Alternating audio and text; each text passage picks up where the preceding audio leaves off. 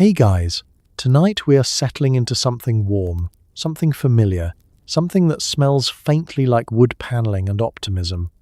We are talking about the 1970s American household, specifically all the things that used to fill every corner of your home, things so normal you never questioned them, things that have now completely vanished. The rotary phone bolted to the kitchen wall, the console television the size of a small car, the avocado-green appliances your mother swore were timeless. All of it gone, like smoke from your dad's cigarette drifting out the screen door on a summer evening. Before we dive in, take a second to like the video and subscribe, but only if you genuinely enjoy these strange little trips through time where nostalgia and curiosity hold hands in the dim glow of a lava lamp. And thank you, truly, for suggesting this topic. You always send me the best ideas, the ones that make me pause and think, wait, when did that disappear? Your suggestions shape this channel in ways I cannot fully express, and I am grateful for every single one. Drop a comment telling me where you are listening from and what time it is. I know someone out there is 3 hours deep into a midnight scroll, eating cereal straight from the box, pretending this counts as productivity. Oh, and quick heads up, we are now live on Spotify. If you want to drift off to these videos there, the link is in the description. Same vibe, same warmth, just a different platform. Now dim the lights, switch on a fan for that soft white noise breeze, wiggle down under your blanket, and get comfortable. Really comfortable. Like I am not moving unless there is an actual emergency. Comfortable. Because tonight we are exploring a world where TV dinners were a luxury, where your neighbor borrowed your lawnmower and actually returned it, and where every household had at least one drawer filled with rubber bands, twist ties, and the faint belief that someday you would need them. We are stepping into homes that smelled like coffee percolating on the stove, bacon sizzling in cast iron, and that vague mustiness of shag carpet holding on to decades of life. Have you ever wondered what a Tuesday afternoon actually felt like in 1973? What did your living room sound like when the only noise was the hum of the refrigerator and the ticking of the wall clock? What did families do on Saturday mornings before screens swallowed every waking moment? How did people entertain themselves without streaming, without Wi-Fi, without notifications? What was it like to wait, actually wait, for a show to come on at its scheduled time, and if you missed it, you just missed it? Did kids really play outside until the streetlights came on? Or is that just a story we tell ourselves now? And more importantly, could you survive a single week in a 1970s household? Could you handle the rotary phone, the TV with 3 channels, the lack of air conditioning, the cigarette smoke lingering in every room, the complete absence of convenience we now take for granted? Well, congratulations. You have just woken up in 1975. The coffee is already percolating. Someone down the street is mowing their lawn. The television is warming up, and the day is just beginning. Let us start with the phone, because in the 1970s, there was only one, and it lived on the kitchen wall like a small beige dictator. You did not carry it with you. You did not text. You did not scroll.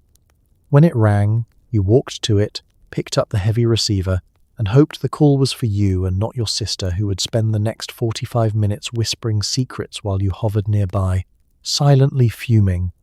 The phone was hardwired into the wall, a permanent fixture like the light switch or the door frame. You could not move it. You could not take it to your room. When it rang, everyone in the house heard it, a sharp, insistent jangle that cut through conversation, through television programs, through the quiet hum of evening. Someone had to answer it. There was no voicemail, no caller ID. You picked up the receiver and said hello into the void, hoping it was not a telemarketer or your aunt calling to talk for an hour about nothing in particular. The receiver was heavy, solid, connected to the base by a coiled cord that stretched and tangled with alarming frequency.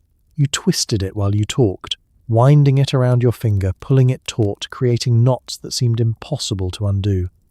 If you needed privacy, you stretched that cord as far as it would go, ducking into the hallway or the pantry, speaking in hushed tones, while your family pretended not to listen from the other room. Dialing was an act of patience. You slid your finger into the hole beside the number, pulled the dial all the way around to the metal stop, then released it and waited as it clicked back into place. Each number took time. A long-distance number could take 10 seconds just to dial, and if you made a mistake, if your finger slipped or you lost count, you had to hang up and start over. There was no redial button. There was only dialing again, carefully, slowly, hoping you got it right this time. The phone directory sat on the counter beside the phone, a thick book with tissue-thin pages and hundreds of names listed in tiny print. You looked up numbers by hand, running your finger down columns of surnames, squinting at addresses, hoping the person you needed had not moved or changed their number since the book was printed. Directory assistance existed, but it cost money, so you only used it in emergencies or when you had exhausted every other option. Busy signals were a fact of life. You called, heard that rapid beeping tone, and hung up, knowing someone else was on the line and you would have to try again later. You could not leave a message. You could not send a text saying, "Call me back." You simply waited, tried again in 10 minutes, and hoped they had hung up by then. And when someone called for you, when your mother shouted your name from the kitchen, you felt a small thrill of importance. Someone wanted to talk to you. Someone had dialed your number, waited through the rings, and asked for you specifically. You took the receiver, pressed it to your ear, and the world narrowed to just that voice on the other end, crackling slightly through the copper wires that connected you across town or across the country. It was inefficient, it was limiting, but it was also strangely intimate, a direct line between two people with nothing else in between. Your television was not mounted on a wall, it was not slim, it was not smart. It was a massive wooden cabinet that sat in the living room like a piece of respected furniture, heavy enough to crush a small child and warm enough to toast your hands on winter evenings. You turned it on manually, waited for the picture to appear, and if the reception was bad, you adjusted the rabbit ear antennas until your arm cramped. The television was the centerpiece of the room, positioned where everyone could see it, surrounded by the couch, the armchairs, the coffee table. It was not just a screen. It was a console, a substantial piece of furniture with sliding doors that closed over the screen when the TV was not in use, transforming it back into a respectable cabinet. Some families placed lamps on top. Others displayed framed photos. It was functional and decorative, a dual-purpose object that reflected the values of the era. Turning it on required walking across the room and pressing a button or turning a dial. There was no remote control, or, if there was, it was a luxury most households did not have.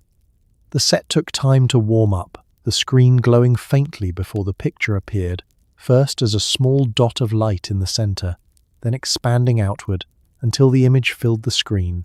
You waited patiently because there was no other option, and when the picture finally appeared, you adjusted the vertical hold and the horizontal hold until the image stopped rolling or flickering.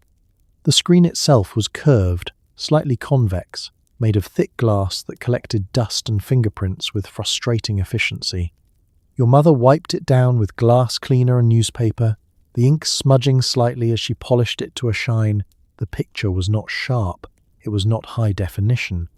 It was fuzzy, grainy, with colours that bled slightly at the edges and a faint static hum that became part of the background noise of the house. Reception depended on the antennas, two metal rods that extended from the top of the set like insect antennae. You adjusted them constantly, tilting them left, then right, pulling them apart, pushing them together, trying to find the angle that brought in the clearest picture. Sometimes it worked. Sometimes it did not. Sometimes you had to stand beside the TV holding the antenna in place while your family watched, a human signal booster who could not move or sit down until the show was over. The TV got hot. The back of the console radiated heat, warm enough that you could feel it from across the room. In winter, you sat close to it, letting the warmth seep into your back while you watched your favorite show. In summer, it made the room unbearable, and you opened windows, turned on fans, and tolerated the heat because there was no other way to watch television. Changing the channel meant getting up and walking to the set, turning a dial that clicked heavily with each rotation. There were only a few channels, so it did not take long, but the act of getting up, walking over, changing the channel, and returning to the couch became a ritual. Whoever was closest to the TV became the de facto channel changer, fielding requests from family members sprawled on the couch. And when the TV broke, when the picture went fuzzy or the sound cut out, you did not replace it. You called the repairman, who arrived with a toolbox and a collection of vacuum tubes, opened the back of the set, and fixed it on the spot. Televisions were built to last, and yours did, humming faithfully in the corner of the living room for years. There was no scrolling through endless options. There was TV Guide, a small magazine that arrived every week and told you exactly what was on, when it was on, and whether it was worth watching. You circled your shows in pen, you planned your evenings around them, and if you missed an episode, you simply accepted that you would never know what happened. The magazine was compact, pocket-sized, with a glossy cover featuring a photo of a popular star or an upcoming special. It arrived in the mail or you bought it at the grocery store checkout, slipping it into the bag alongside bread and milk. It was essential reading, the only way to know what was on television for the next 7 days.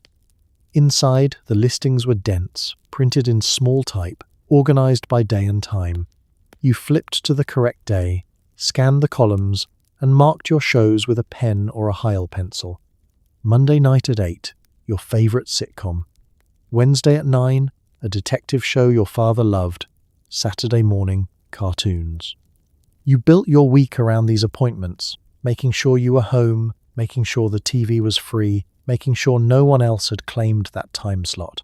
The magazine also included articles, interviews with actors, behind-the-scenes stories, previews of upcoming episodes. You read them while you ate breakfast, learning which guest star would appear next week, which show was being cancelled, which new series was premiering in the fall. It felt like insider knowledge, a connection to the world of television that went beyond just watching. Planning was necessary because you could not record shows. There was no DVR, no VHS tapes yet, at least not in most households. If you wanted to watch something, you had to be there when it aired. If you had plans that night, if you had homework or dinner or a school event, you made a choice. You either stayed home or you missed the show. There was no pausing, no rewinding, no watching it later. Television was ephemeral, airing once and then disappearing into memory. Families negotiated viewing schedules. Your father wanted to watch the news. Your mother had her soap operas. You and your siblings fought over prime time, each of you lobbying for your preferred show, making alliances, trading favors. The TV Guide was the arbiter, the neutral source that told you what was available and when. You could not argue with the printed schedule. You could only decide who got to watch what. And if you missed an episode, if you forgot, if you were out when your show aired, you simply missed it. You asked friends what happened. You caught bits of conversation at school or work. You pieced together the plot from second-hand accounts and hoped it was enough. There were no reruns, not immediately, and even when a show aired again in the summer, it was months away. The urgency of watching when something aired gave television a different weight, a different importance. You did not take it for granted. You planned for it. You showed up, and the TV Guide, arriving faithfully every week, was your map through it all. You had 3 channels, maybe 4 if you were lucky, and when programming ended for the night, the screen went to static, and you just turned it off and went to bed. There was no late-night binge-watching, there was no streaming, there was the national anthem, a test pattern, and the understanding that television was not infinite. The channels were the major networks, ABC, CBS, NBC, and if you were fortunate enough to have good reception, PBS. That was it. No cable, no satellite. No hundreds of options to scroll through. You watched what was on, and if you did not like it, you turned off the TV and found something else to do. Programming followed a strict schedule. Morning shows started around 6 or 7. Daytime programming filled the hours until late afternoon, and prime time began at 8. By midnight, most stations signed off, playing the national anthem over footage of the American flag waving in the breeze, then cutting to a test pattern, a geometric image with a steady tone that hummed through the speakers. If you fell asleep with the TV on, you woke to that tone, piercing and monotonous, and the realization that the world of television had gone to bed without you. The test pattern was oddly hypnotic, circles and lines radiating from the center of the screen, accompanied by that single, unwavering note. It was a signal, a reminder that broadcasting had limits, that even the television networks needed rest. You turned the dial, found only static on the other channels, and accepted that there was nothing left to watch. You turned off the set, and the house fell into silence. Weekends offered slightly more variety. Saturday mornings belonged to cartoons, hours of animated adventures that you watched while eating cereal straight from the box. Saturday afternoons brought sports, baseball games, wrestling matches, golf tournaments. Sunday mornings were religious programming, church services and gospel music, followed by news shows and public affairs programs that your parents watched while you fidgeted on the couch. The limited options meant everyone watched the same things. At school on Monday morning, you talked about the show that aired Sunday night, and everyone had seen it. There was a shared culture, a common experience, because there were only a few channels and everyone was watching from the same small menu. Popular shows were genuinely popular, drawing audiences in the tens of millions, because if you wanted to watch television, you watched what was on, and what was on was what everyone else was watching too. You learned patience, you learned to wait. If your show aired at 8, you were there at 8, and you watched it in real time, with commercials, with interruptions, with the understanding that this was your one chance. And when it was over, it was over. The screen faded to black, the credits rolled, and you returned to the rest of your life, carrying the memory of what you had just seen, knowing you could not rewatch it, could not pause it, could not pull it up on demand. Television was a moment, fleeting and finite, and that made it precious in a way that is difficult to explain now. Your floor was not hardwood or tile.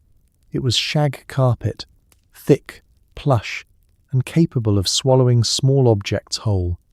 It came in colours that should not have existed: burnt orange, avocado-green, harvest gold, and it required a special rake to maintain. You vacuumed it weekly, and still it held onto crumbs, dust and memories like a fabric time capsule. The carpet was deep, so deep your toes sank into it when you walked barefoot, the fibres rising around your feet like soft grass. It felt luxurious, decadent, a statement that your home was modern and stylish. The longer the shag, the better. Some carpets had fibres 2 inches long, creating a plush, almost absurd landscape underfoot, but maintaining it was a challenge. Vacuuming required effort, the vacuum cleaner straining as it tried to pull dirt from the depths of the shag. Even with regular cleaning, the carpet held on to things, crumbs that fell and disappeared into the pile, dust that settled between the fibres, small objects that vanished as if into another dimension. You lost earrings in that carpet, Lego pieces, coins. They sank into the shag and were never seen again. The rake was a necessary tool, a wide plastic comb designed to lift the carpet fibres and restore their fluffiness after vacuuming. Your mother raked the carpet in neat rows, creating parallel lines that looked elegant and intentional, like a freshly mowed lawn. You were instructed not to walk on it until guests arrived, to preserve the perfect groomed appearance, though of course you always did, leaving footprints that flattened the fibres and ruined the effect. The colours were bold, aggressively so. Burnt orange shag in the living room, olive green in the den, harvest gold in the bedrooms. These were not neutral tones. These were statements, declarations that your home was fashionable, current, in tune with the aesthetic of the 1970s. Looking back, the colours seem garish, almost painful, but at the time they felt sophisticated, warm, inviting. The carpet also held smells, cigarette smoke of course, but also the smell of cooking, of pets, of life lived in close quarters. It absorbed everything, becoming a record of the household, a soft, fibrous diary that captured years of dinners, parties, arguments, lazy Sunday afternoons. You could not escape the smell. It was woven into the carpet itself, and no amount of vacuuming or deodorizing could fully erase it.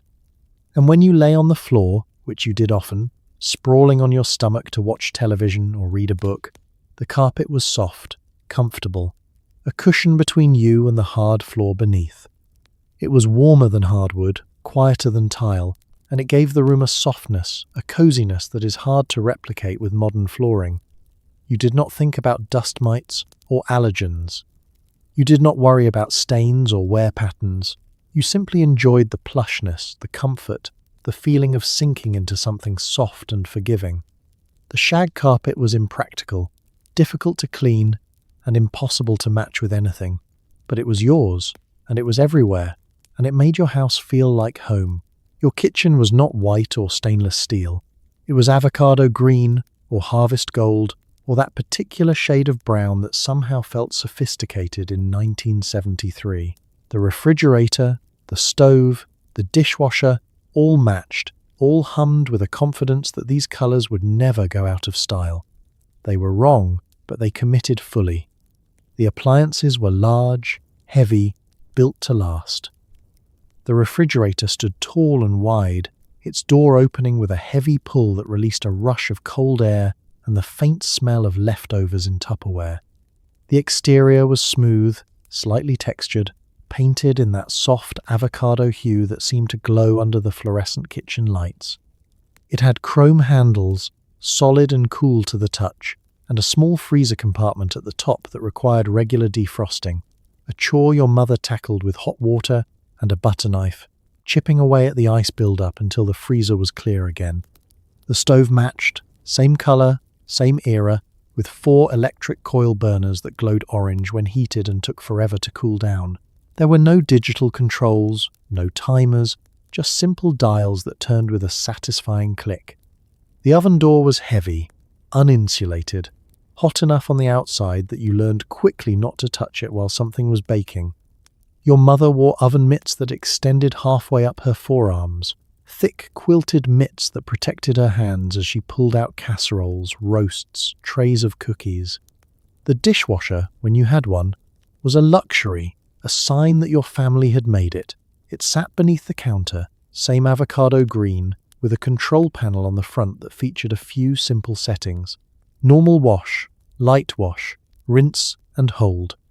You loaded it carefully, scraping plates first because the dishwasher could not handle large pieces of food, then ran it before bed, the machine churning and sloshing through the night, filling the kitchen with the sound of water and the faint smell of detergent. The kitchen itself was designed around these appliances, the colour scheme extending to the walls, the curtains, the linoleum floor, everything matched, or tried to. Avocado green cabinets, harvest gold wallpaper with a subtle pattern, burnt orange dish towels hanging from the oven handle. It was coordinated, intentional, a complete aesthetic package that declared this kitchen was modern, up to date, a space where a family could cook and eat and gather in style. Countertops were laminate, often in a complementary colour or a wood grain pattern, smooth and easy to wipe down but prone to scratches and burns. You did not set hot pans directly on the counter. You used trivets, cork, or metal stands that protected the surface.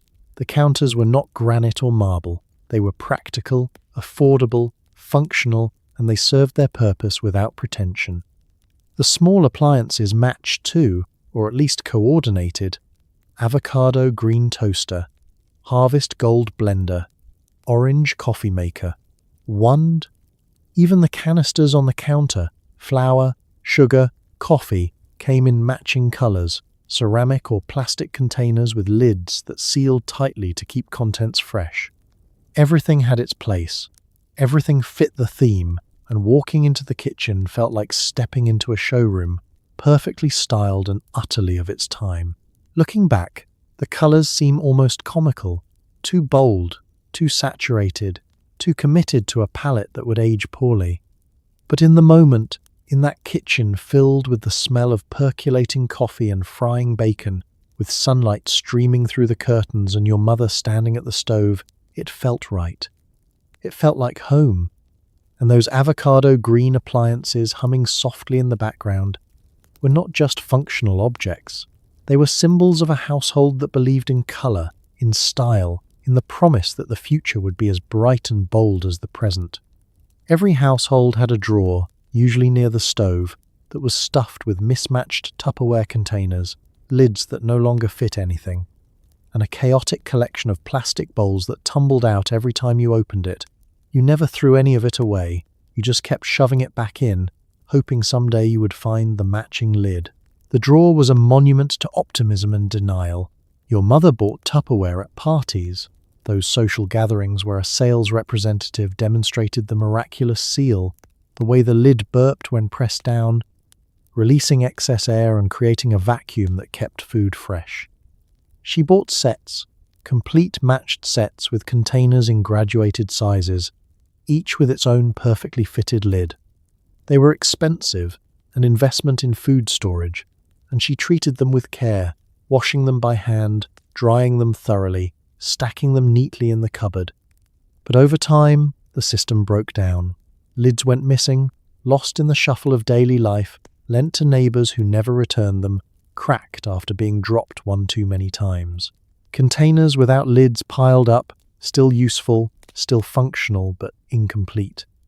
And instead of throwing them away, your mother moved them to the drawer, the Tupperware drawer, where they joined the growing collection of orphaned containers and mismatched lids. Opening the drawer was an act of faith.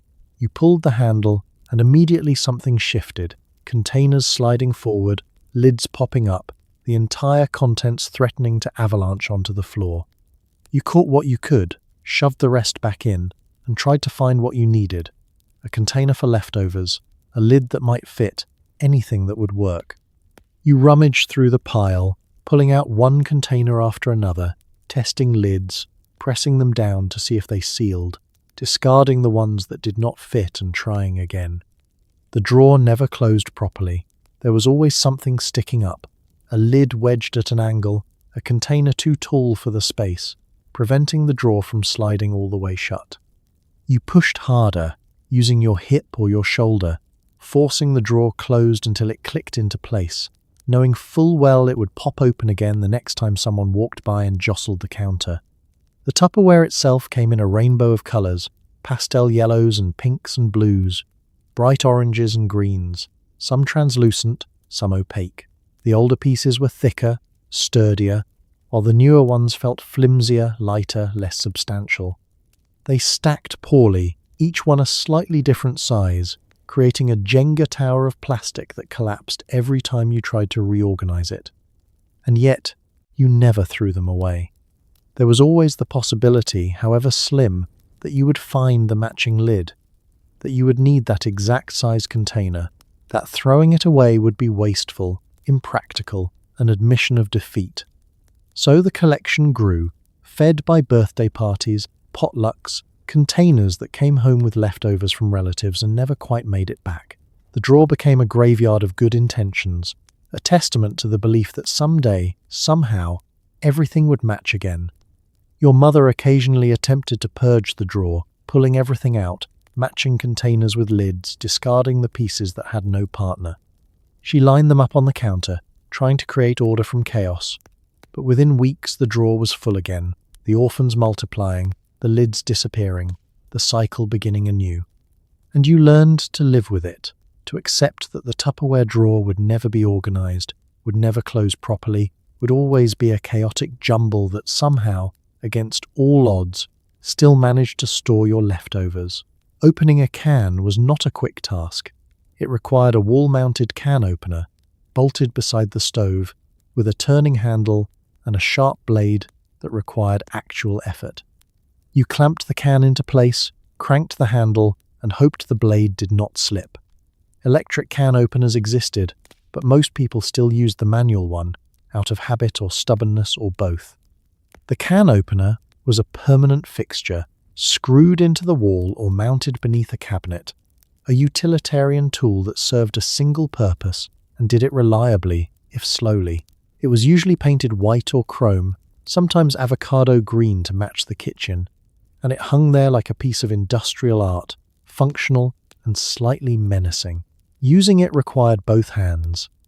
You held the can steady with one hand while turning the crank with the other, the gears engaging with a satisfying click, the blade piercing the metal lid and then slowly, incrementally, cutting around the circumference. It took time. It took effort. The handle turned stiffly, especially if the blade was dull, and you could feel the resistance in your wrist and forearm as you cranked it around. Sometimes the blade slipped, losing its grip on the can, and you had to start over, repositioning the can, clamping it back into place, trying again. Sometimes the lid did not cut cleanly, leaving a small section attached, a jagged piece of metal that you had to bend back and forth until it snapped off, careful not to cut yourself on the sharp edge. And sometimes the lid fell into the can, sinking into the soup or the vegetables, and you had to fish it out with a fork, dripping and annoying.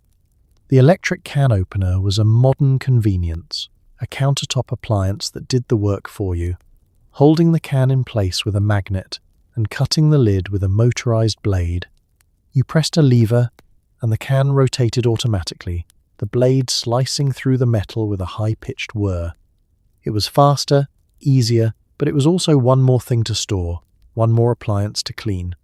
And many households stuck with the wall-mounted manual opener out of sheer inertia. The blade dulled over time, cutting less cleanly, requiring more pressure, leaving ragged edges on the lids. You could replace the blade, but most people did not, instead just working harder, cranking the handle with more force, accepting that this was how things were. The can opener was a tool that wore down gradually, its performance declining so slowly you barely noticed, until one day it barely worked at all. And yet, it was reliable in its way.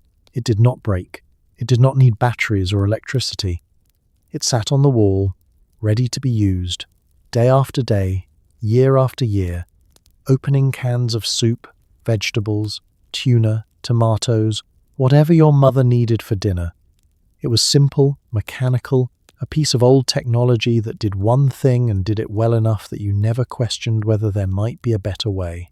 You just reached for the can opener, clamped the can into place and started cranking, the rhythmic motion as much a part of cooking as stirring or chopping, a small ritual that connected you to every other person standing in every other kitchen, turning the same handle, opening the same cans, preparing the same meals.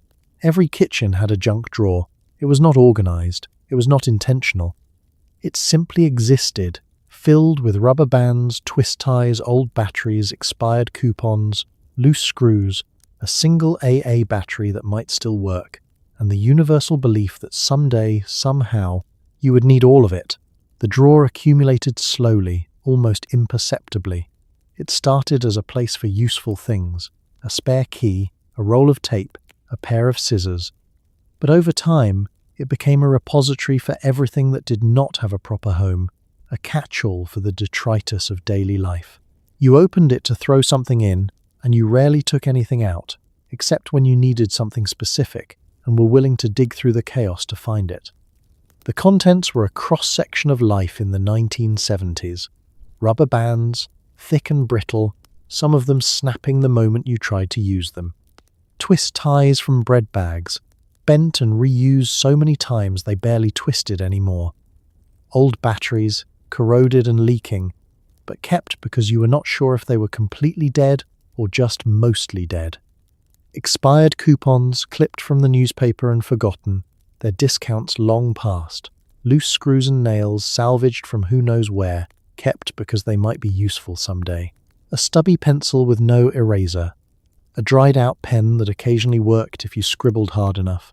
A measuring tape that snapped back too fast and pinched your finger. A book of matches from a restaurant you visited years ago. A broken watch that no one had bothered to fix. There were stranger things too, mystery objects whose purpose you could no longer remember. A small brass key that did not fit any lock in the house. A button that did not match any of your clothes. A plastic toy from a cereal box. A marble.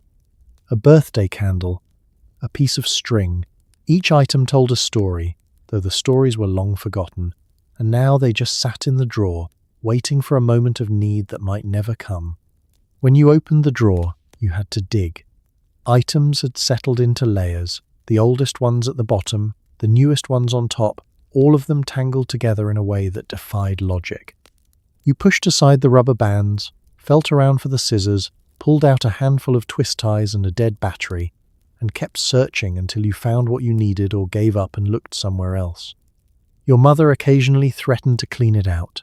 She pulled the drawer completely out, dumped the contents onto the counter, and sorted through the pile, deciding what to keep and what to throw away.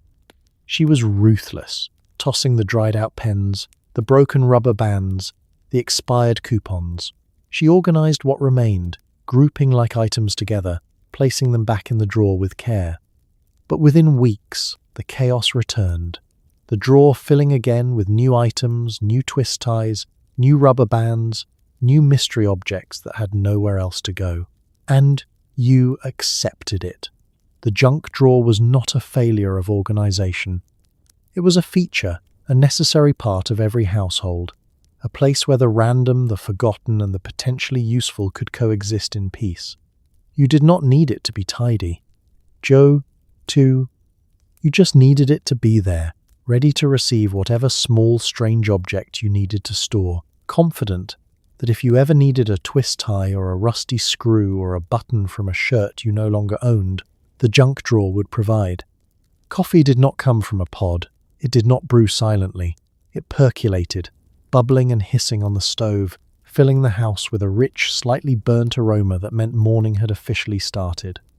You could hear it from the bedroom, a gentle rhythm that told you someone was awake, someone was making breakfast, and the day was beginning whether you were ready or not.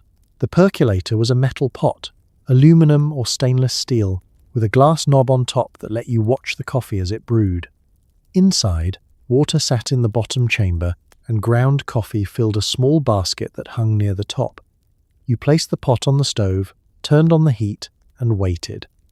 As the water heated, it boiled, rising up through a tube and spraying over the coffee grounds, then dripping back down into the pot, carrying the flavor with it. The cycle repeated, over and over, each pass extracting more coffee, more bitterness, more strength. The sound was distinctive, a rhythmic burbling that grew louder as the water boiled harder.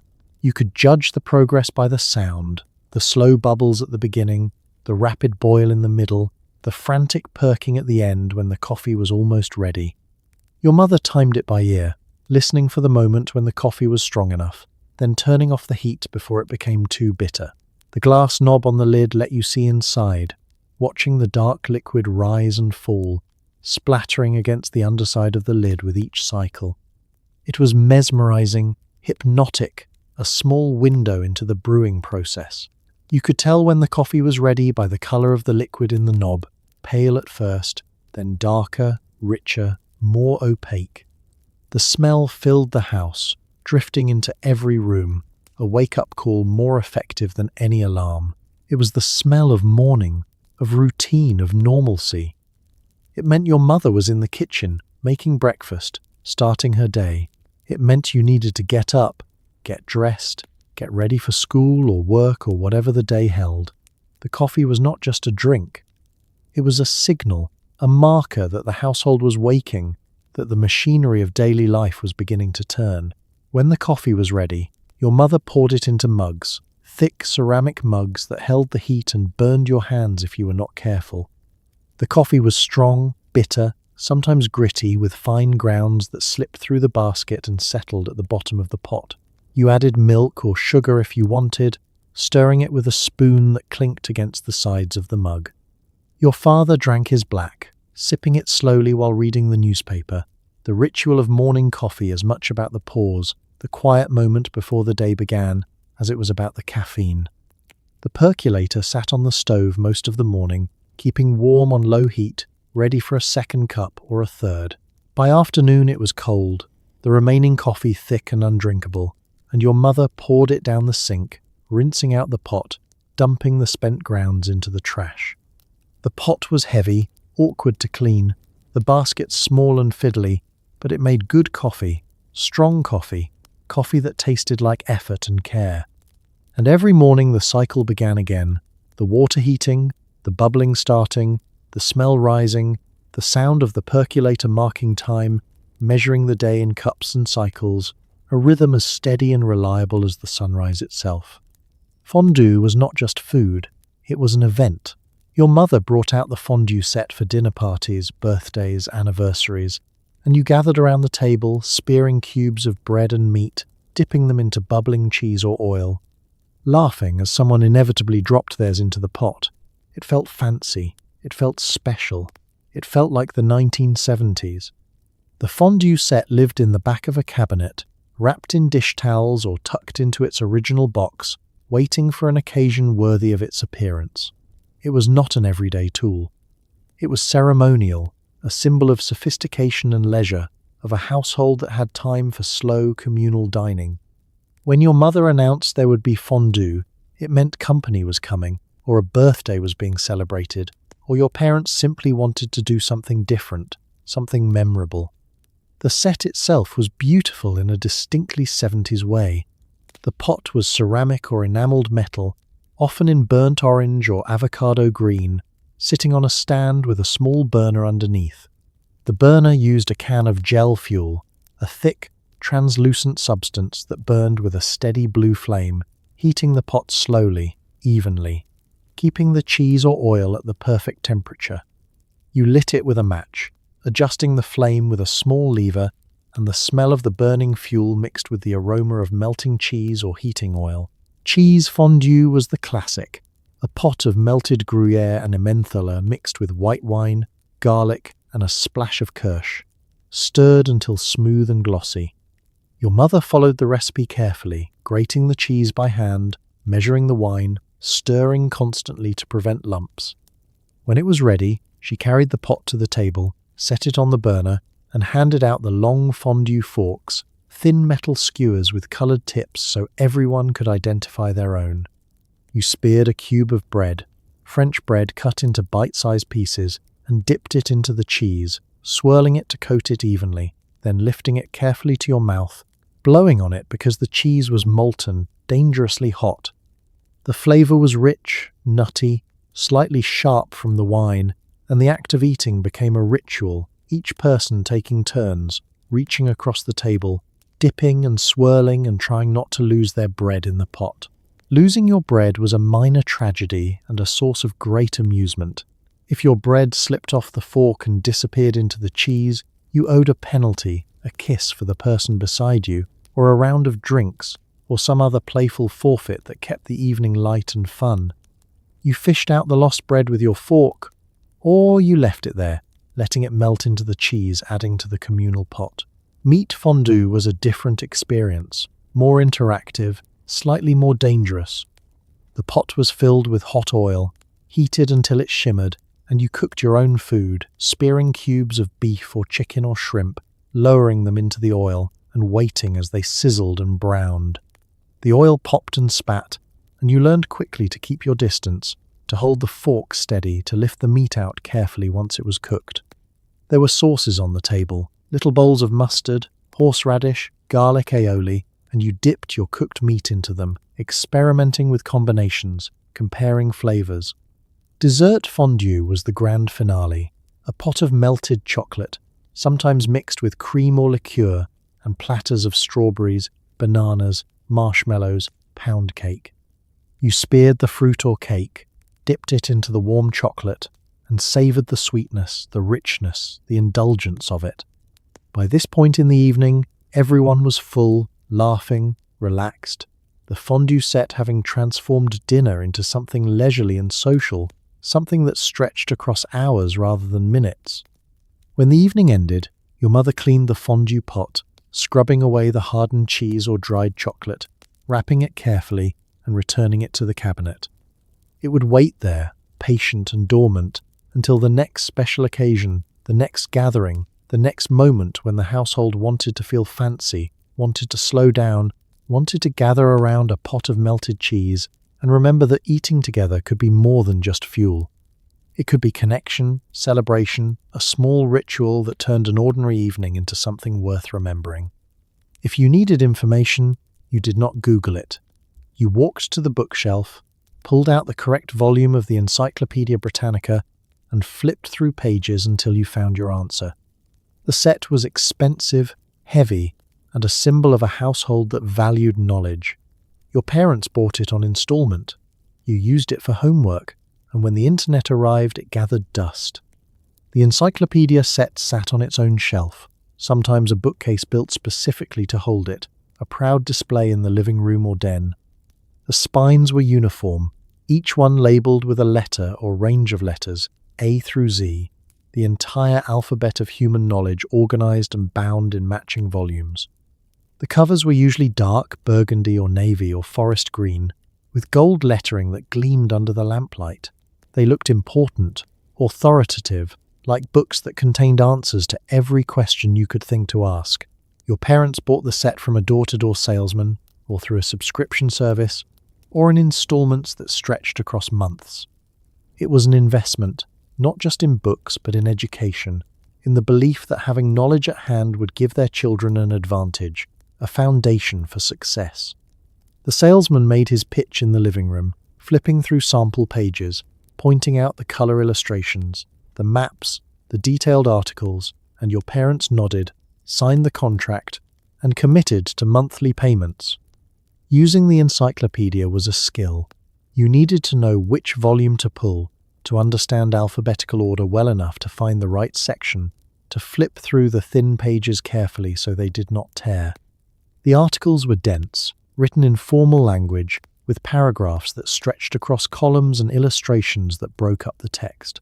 Cross-references sent you to other volumes, other entries, building connections between topics, leading you deeper into the web of information. For homework, the encyclopedia was essential. Your teacher assigned a report on ancient Egypt, and you pulled volume E, flipped to Egypt, and read about pyramids, pharaohs, the Nile. You took notes on lined paper, copying sentences by hand, occasionally paraphrasing but mostly just transcribing the information, because the encyclopedia was authoritative, trustworthy, written by experts.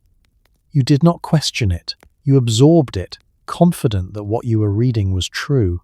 The illustrations were a highlight, especially in the newer editions. Color plates showed cross-sections of volcanoes, diagrams of the human body, paintings of historical events. You lingered on these pages, studying the details, the labels, the careful draftsmanship. Maps folded out from the binding, large enough to spread across your lap, showing countries and borders and topography in detail that made the world feel knowable, manageable, contained within these volumes. But the encyclopedia had limits. It was updated in editions, not in real time, so the information was always slightly out of date. The most recent volume might be a year or two old, or 5 or 10, depending on when your parents bought the set. Countries changed names, borders shifted, new discoveries were made, and the encyclopedia could not keep up. You learned history that was settled, science that was established, but current events required the newspaper, the television, other sources. As you grew older, you used the encyclopedia less. School libraries had newer editions, more volumes, specialized references. And then, gradually, the internet arrived, and information became instant, searchable, endless. You stopped walking to the bookshelf. You stopped pulling down the heavy volumes. The encyclopedia sat, unused, a monument to a way of learning that had become obsolete almost overnight. Your parents could not bring themselves to throw it away. It had cost too much, meant too much, represented too much hope and effort. So it stayed on the shelf, gathering dust, the spines fading in the sunlight, the pages yellowing, the information inside frozen in time, a snapshot of what the world knew in 1975 or 1982 or whenever the set was printed. And occasionally, rarely, you pulled down a volume, flipped through it, and felt a strange nostalgia for the weight of it, the texture of the pages, the certainty of finding an answer simply by knowing where to look. Music was not streaming, it was physical. You owned records, stacked them carefully, placed them on the turntable, dropped the needle, and listened to the entire album, front to back, because skipping songs required getting up and moving the needle yourself. The sound was warm, crackling, imperfect, and somehow more real than anything that would come after. The record player sat in the living room, usually part of a larger console that included a radio and sometimes a tape deck, or it was a standalone unit, a turntable mounted on a wooden base with built-in speakers. You opened the lid, revealing the platter, the tone arm, the needle, and you handled everything with care because records were fragile, precious, easily damaged. Your records were stored in milk crates or on shelves, standing upright, their covers visible, a rainbow of album art that told the story of your musical taste. You flipped through them like you were browsing a library, reading the spines, pulling out a record that matched your mood, sliding it from its sleeve. The sleeve was cardboard, often decorated with elaborate artwork, photographs, liner notes, lyrics printed on the inner sleeve. You studied these while the record played, reading the credits, learning who played guitar, who wrote the songs, who produced the album. Placing the record on the turntable required precision. You held it by the edges, avoiding the grooves, and set it gently on the platter, centering it on the spindle. You turned on the player, and the platter began to spin, rotating at 33 1/3 revolutions per minute for an LP, or 45 for a single.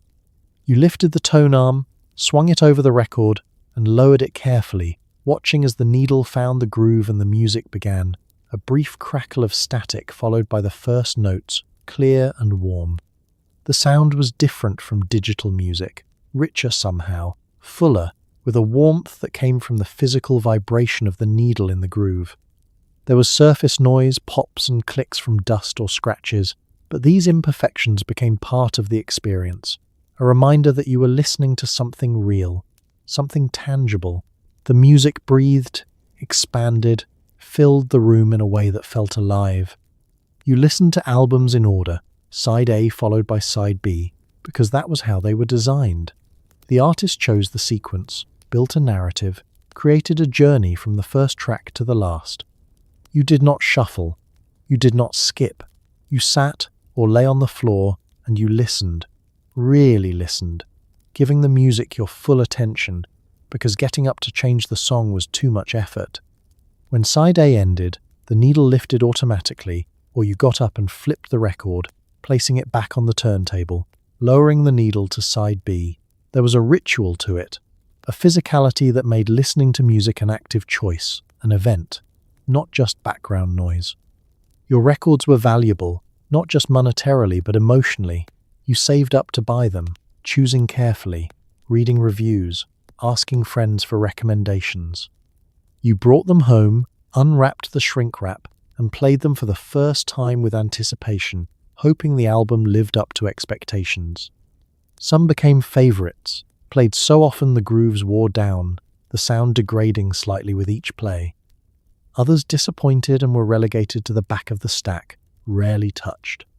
You cleaned your records with a soft cloth or a special brush, wiping away dust before playing them, trying to preserve the sound quality.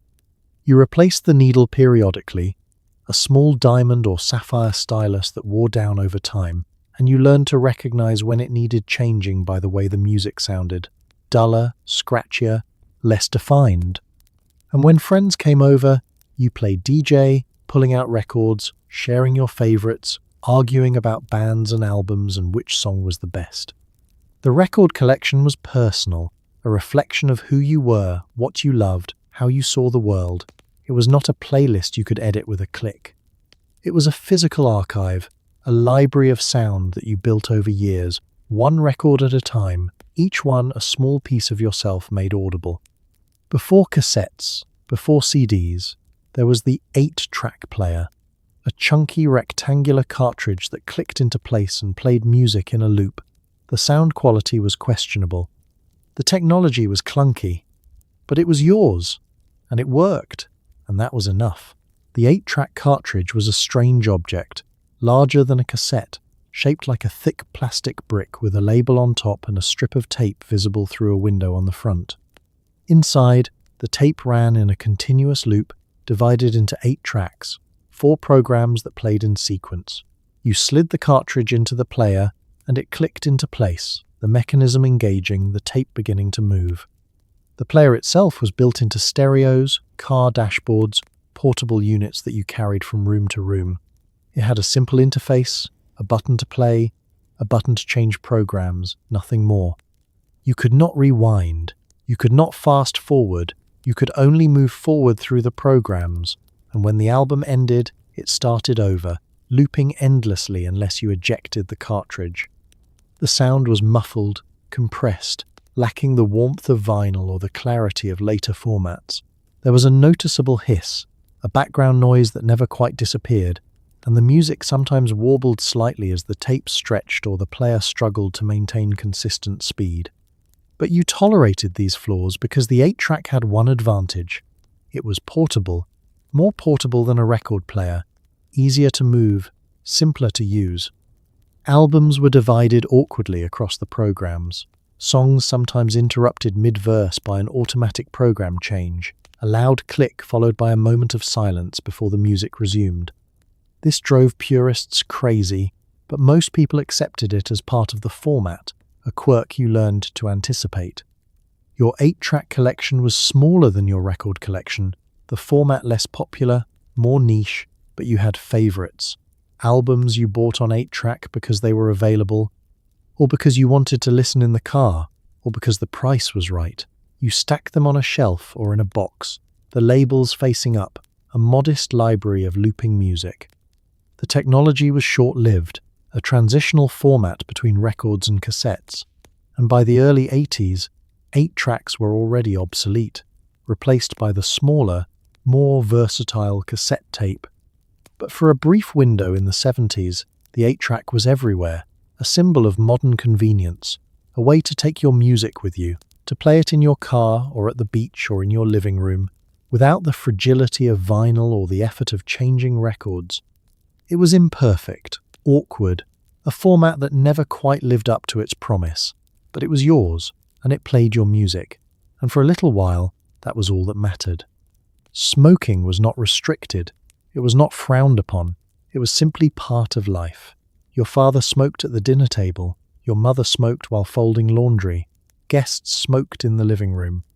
Ashtrays sat on every surface, and the smell of cigarette smoke clung to the curtains, the carpet, the upholstery, until it became part of the house itself.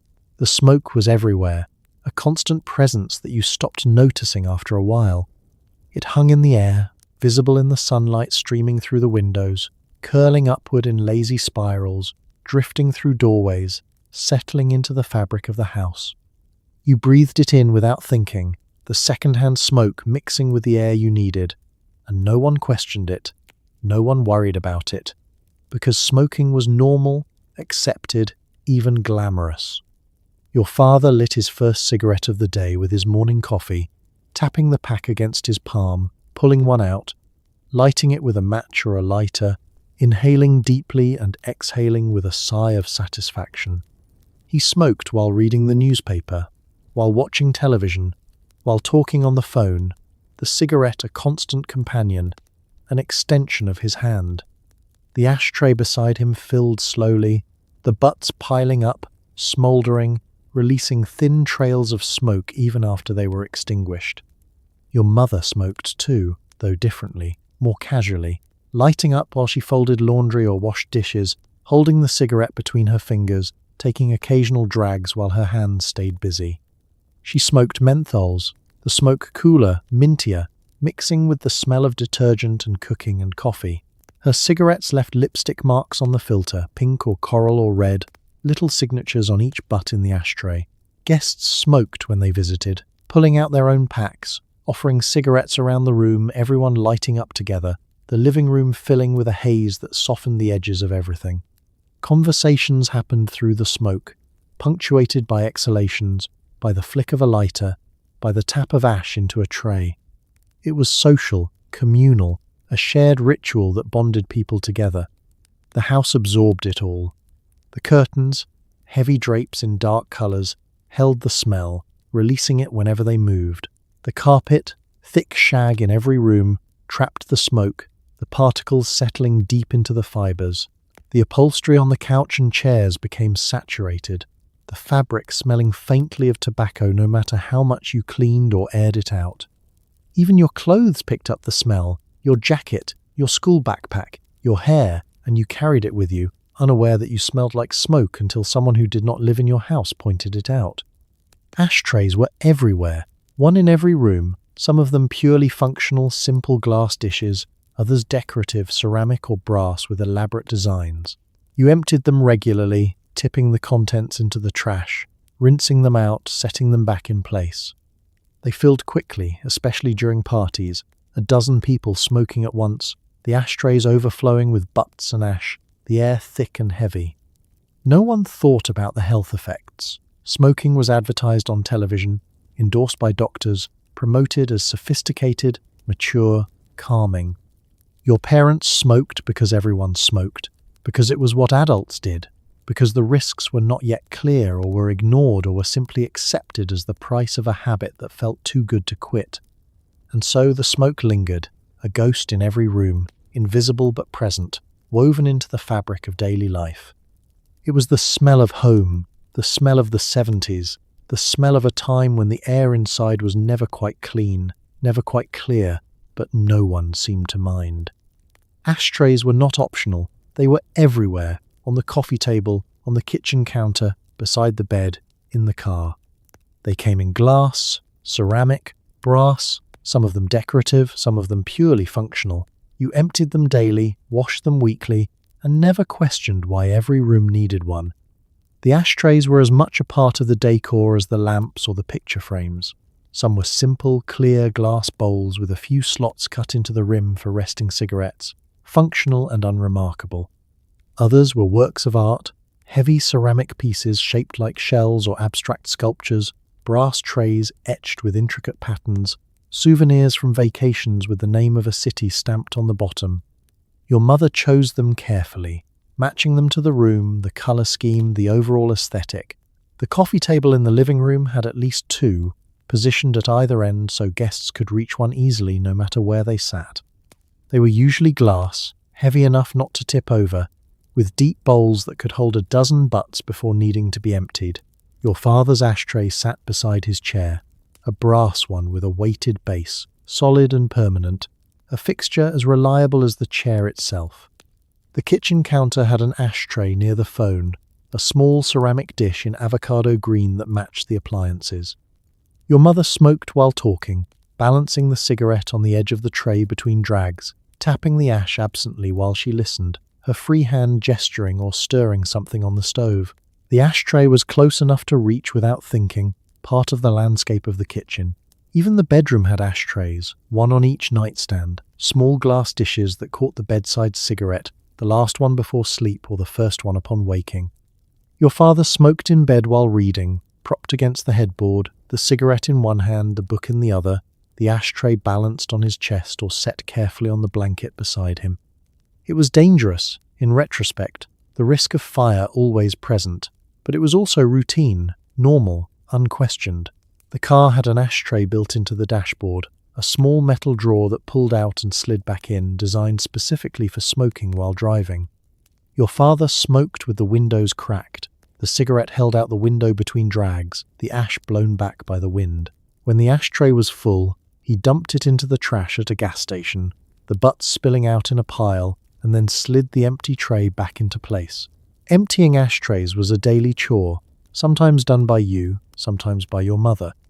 You carried the ashtray to the trash, tipped the contents in, and rinsed it under the faucet, washing away the ash and the lingering smell, though the smell never fully left. The ceramic or glass stained with residue, ghostly rings marking where butts had rested. You dried the ashtray and returned it to its place, ready for the next round. Some ashtrays were novelty items, shaped like cars or animals or cartoon characters, gifts from friends or relatives who thought they were funny or charming. These sat on shelves or side tables, more decorative than functional, but still used, still filled with butts and ash, the joke wearing thin but the utility remaining. The ashtrays multiplied over time, accumulating like any household object, acquired through gifts, purchases, forgotten and rediscovered in closets or cabinets. You could never have too many, because smoking happened everywhere, in every room, at every hour, and having an ashtray within reach was not just convenient, it was necessary. The alternative was ashes on the floor, burns on the furniture, the constant risk of fire or mess or both. And when smoking began to fall out of favour, when the health warnings grew louder, when fewer people lit up in your home, the ashtrays remained, sitting empty on tables and counters, relics of a habit that had defined a generation, now quietly disappearing, leaving behind only the objects that had served it so faithfully. Dinner was not always at the table. Sometimes it was on a TV tray, a folding metal stand that held your plate while you sat on the couch and watched your favorite show. Your mother handed you your meal, you balanced it carefully, and you ate in companionable silence, eyes glued to the screen, together but separate. The TV tray was a marvel of simple engineering, a folding table with metal legs that crossed in an X and a rectangular top made of pressed wood or plastic, often decorated with a floral pattern or a generic landscape scene.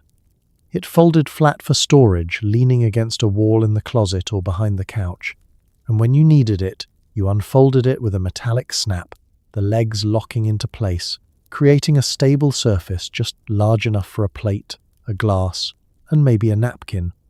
Your family had a set of them, usually 4, each one slightly different, the patterns mismatched or faded from years of use. They came out for casual dinners, nights when your mother did not feel like setting the dining table, when everyone wanted to watch a special program or a movie, when the formality of the dining room felt like too much effort. She handed you your plate, a TV dinner still in its foil tray or a regular meal transferred to a dish, and you carried it carefully to your spot on the couch, unfolding your TV tray, setting the plate down, settling in for the evening. Eating from a TV tray required balance and attention. The tray was not large, and the surface was not perfectly level, and if you bumped it with your knee or leaned too hard, the whole thing could tip, sending your dinner sliding onto the floor. You learned to sit still, to move carefully, to keep your center of gravity stable while you cut your meat or reached for your glass. The ritual of TV tray dinners was different from eating at the table. There was no conversation, or very little, because everyone was watching the screen, focused on the show, laughing at the jokes, gasping at the drama, commenting occasionally but mostly just absorbing. You ate mechanically, lifting the fork to your mouth without looking, your attention on the television, the food secondary to the entertainment. Your mother ate from her own TV tray, sitting in her chair, her plate balanced just like yours, and your father sat in his recliner, his tray pulled close, his meal disappearing in steady bites while he watched the news or a western or whatever was on. It was a communal experience, but also an individual one, each person in their own space, connected by the shared screen, but separated by the act of eating alone. The TV tray dinner was a sign of modernity, a convenience that the 50s and 60s had introduced and the 70s perfected. It was informal, relaxed, a break from the rigidity of family dinners at the table, and it felt special in its casualness, a small rebellion against tradition. You were eating in the living room, watching television during dinner, breaking rules that previous generations had held sacred, and it felt good, liberating, a small freedom that made the evening more enjoyable. When dinner was over, you carried your plate to the kitchen, folded up your TV tray, and leaned it back against the wall, ready for the next time. The trays were practical, durable, a simple solution to the problem of eating while watching television, and they became a fixture of the household, as familiar and necessary as the television itself, a symbol of a culture that was learning to multitask, to combine activities, to make every moment serve multiple purposes, even if it meant sacrificing the intimacy of gathered meals for the comfort of gathered screens. Your mother made macrame plant hangers, intricate woven ropes that held ceramic pots filled with spider plants, ferns, and ivy. They hung in every window, swaying gently in the breeze, adding a touch of handmade warmth to the house. It was craft. It was decoration. It was the 1970s. Macrame was everywhere in the 70s, a craft that combined patience, skill, and a love of natural materials. Your mother learned it from a book or a class at the community centre, sitting at the kitchen table with lengths of cotton cord, tying knots in complex patterns, creating hangers that started as simple strings and became elaborate works of functional art. The hangers were made from thick cotton rope, natural or dyed in earthy tones, brown, beige, rust, green. The rope was soft, slightly rough to the touch, and it held knots well, the fibres gripping each other tightly. Your mother measured out lengths of cord, usually 4 or 6 strands, and tied them to a ring at the top, then worked her way down, knotting and weaving, creating patterns that were geometric, symmetrical, beautiful in their simplicity. The basic pattern was square knots, tied in sequence, creating a net that cradled the pot. She worked slowly, carefully, counting knots, checking her work, making sure the hanger was even balanced, strong enough to hold the weight of the pot and the plant. The finished hanger had a ring at the top for hanging and a netted basket at the bottom for the pot, with long fringe at the very bottom, decorative tassels that added visual interest. She hung them in the windows, using hooks screwed into the ceiling or the window frame, and placed pots of plants in the baskets, filling the house with greenery. Spider plants were the most common, their long, arching leaves spilling over the sides of the pot, producing baby plants that hung down on thin stems.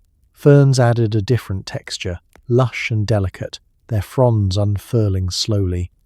Ivy climbed and trailed, its vines wrapping around the cords of the hanger, integrating the plant and the craft into a single living sculpture.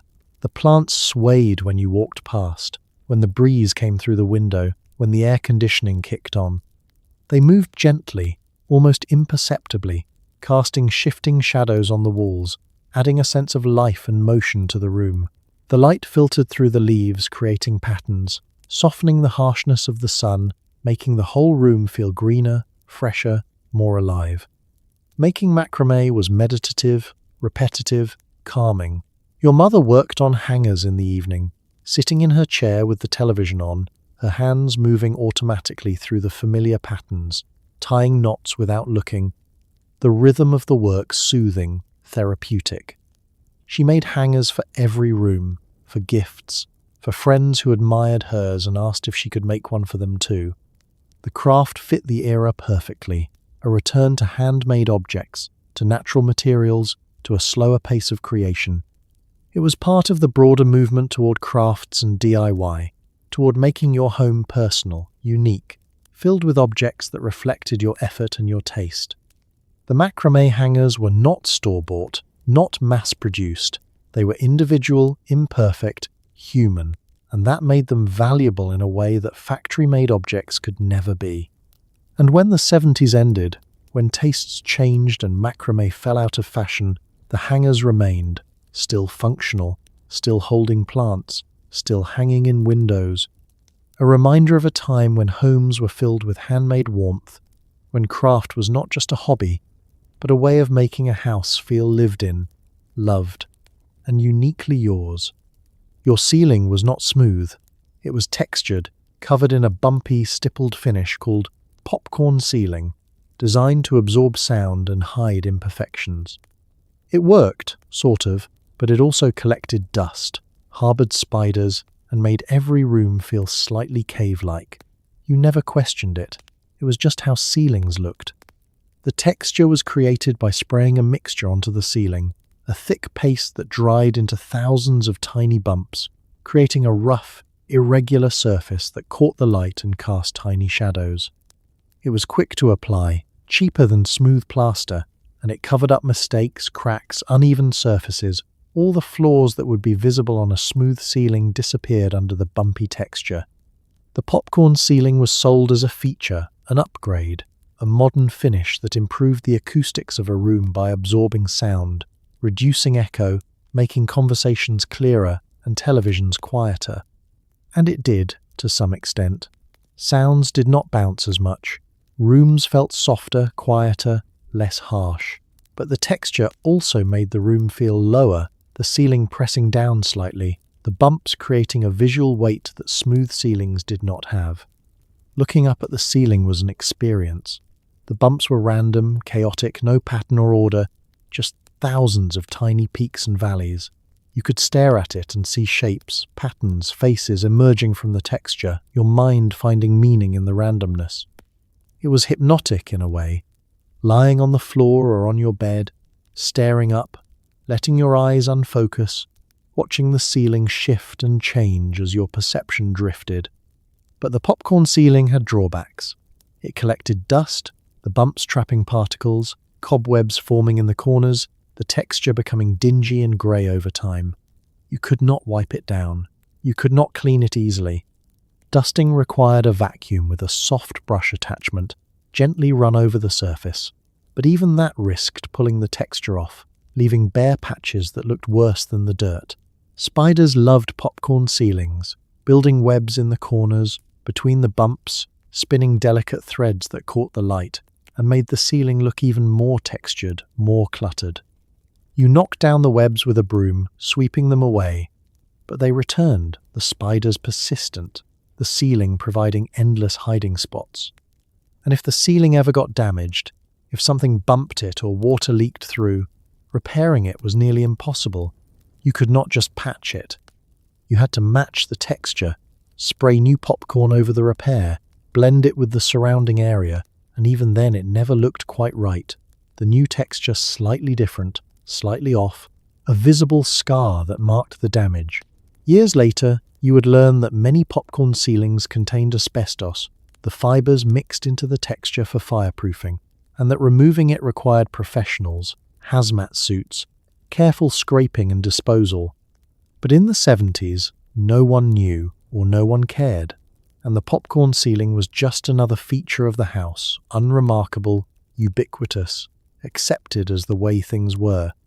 It was the ceiling of the era, textured and bumpy and slightly oppressive, a surface that defined the decade and then, like so much else, disappeared, replaced by smooth, clean, modern finishes that made the rooms feel taller, brighter, and just a little bit less like caves. Your walls were not painted drywall. They were covered in wood paneling, thin sheets of faux wood that gave every room a dark, cozy, slightly oppressive feeling. It was supposed to look rustic. It was supposed to feel warm. Mostly it just made the room darker and harder to photograph. The paneling came in large sheets, 4 feet wide and 8 feet tall, thin plywood with a printed veneer that simulated wood grain. It was not real wood, though it tried to look like it, the grain printed in browns and tans, with knots and variations that mimicked oak or pine or walnut.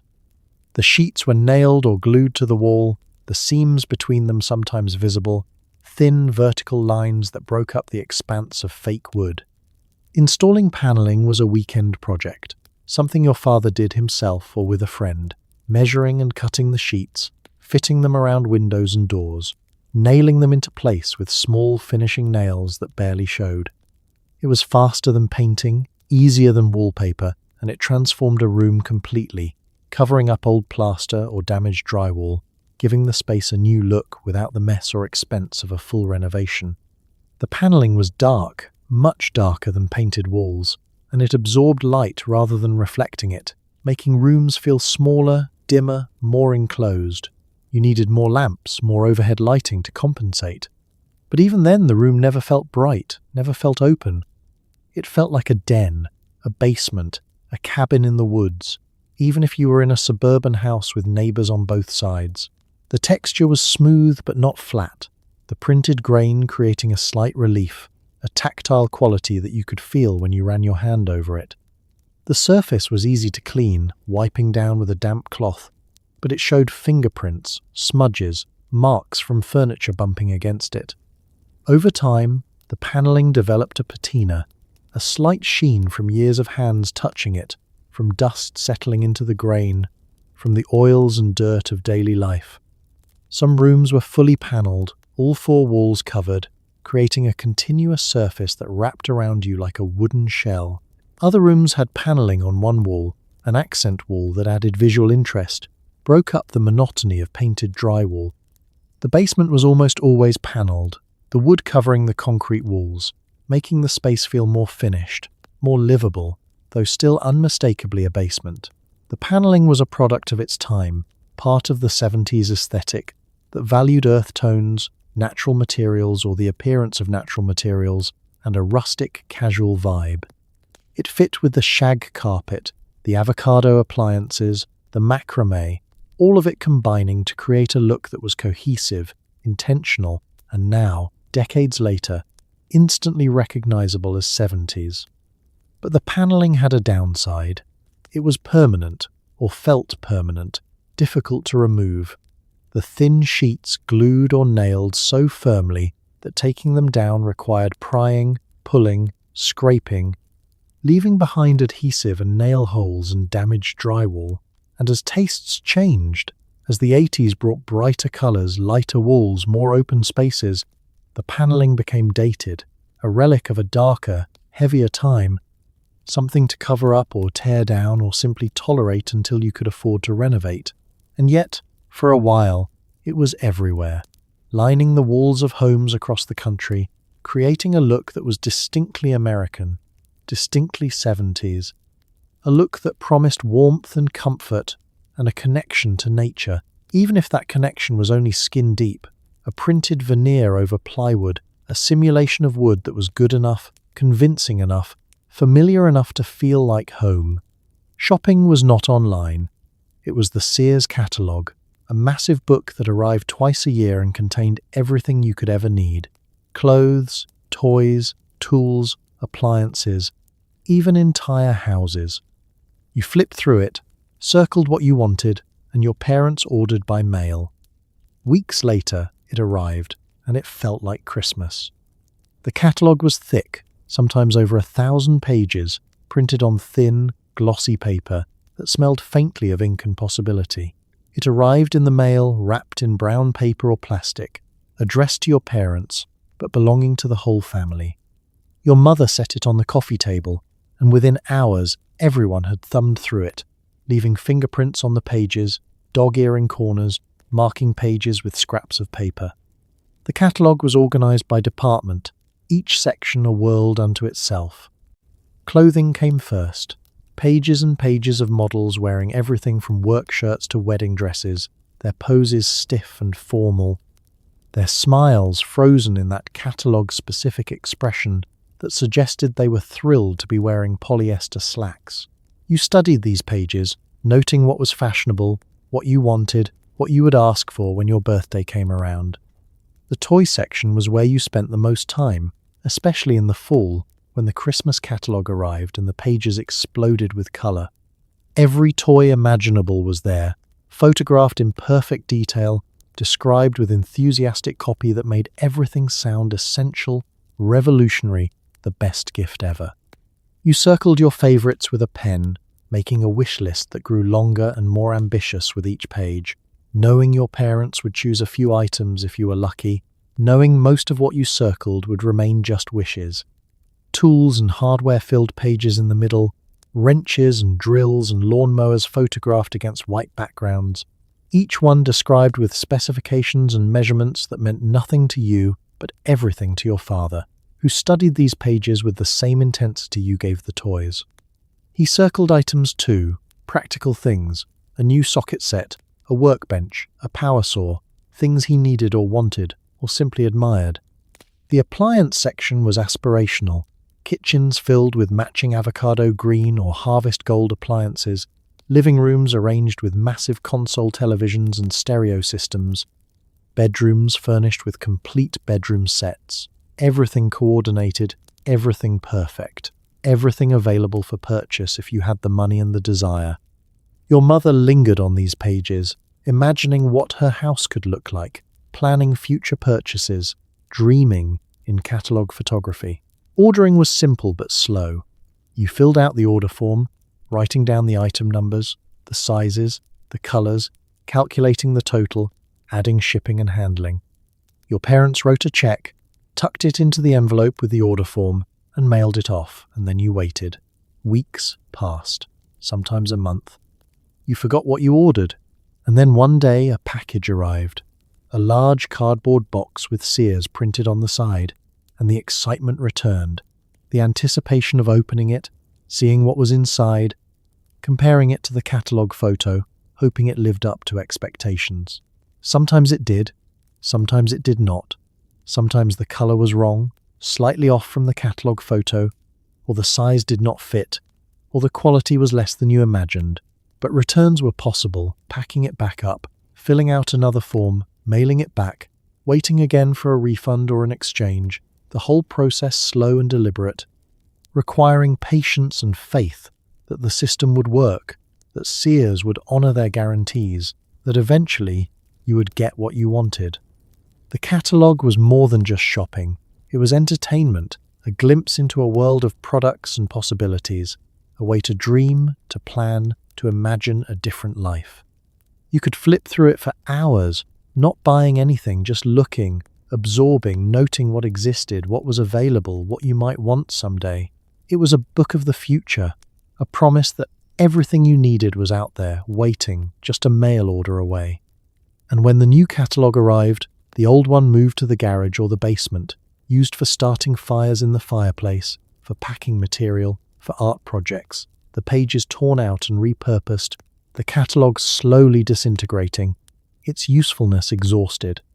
But for those 6 months when it was current, when it sat on the coffee table, dog-eared and circled and dreamed over, it was the centre of the shopping universe, the place where desire met possibility, where imagination browsed the aisles of American commerce, one glossy page at a time.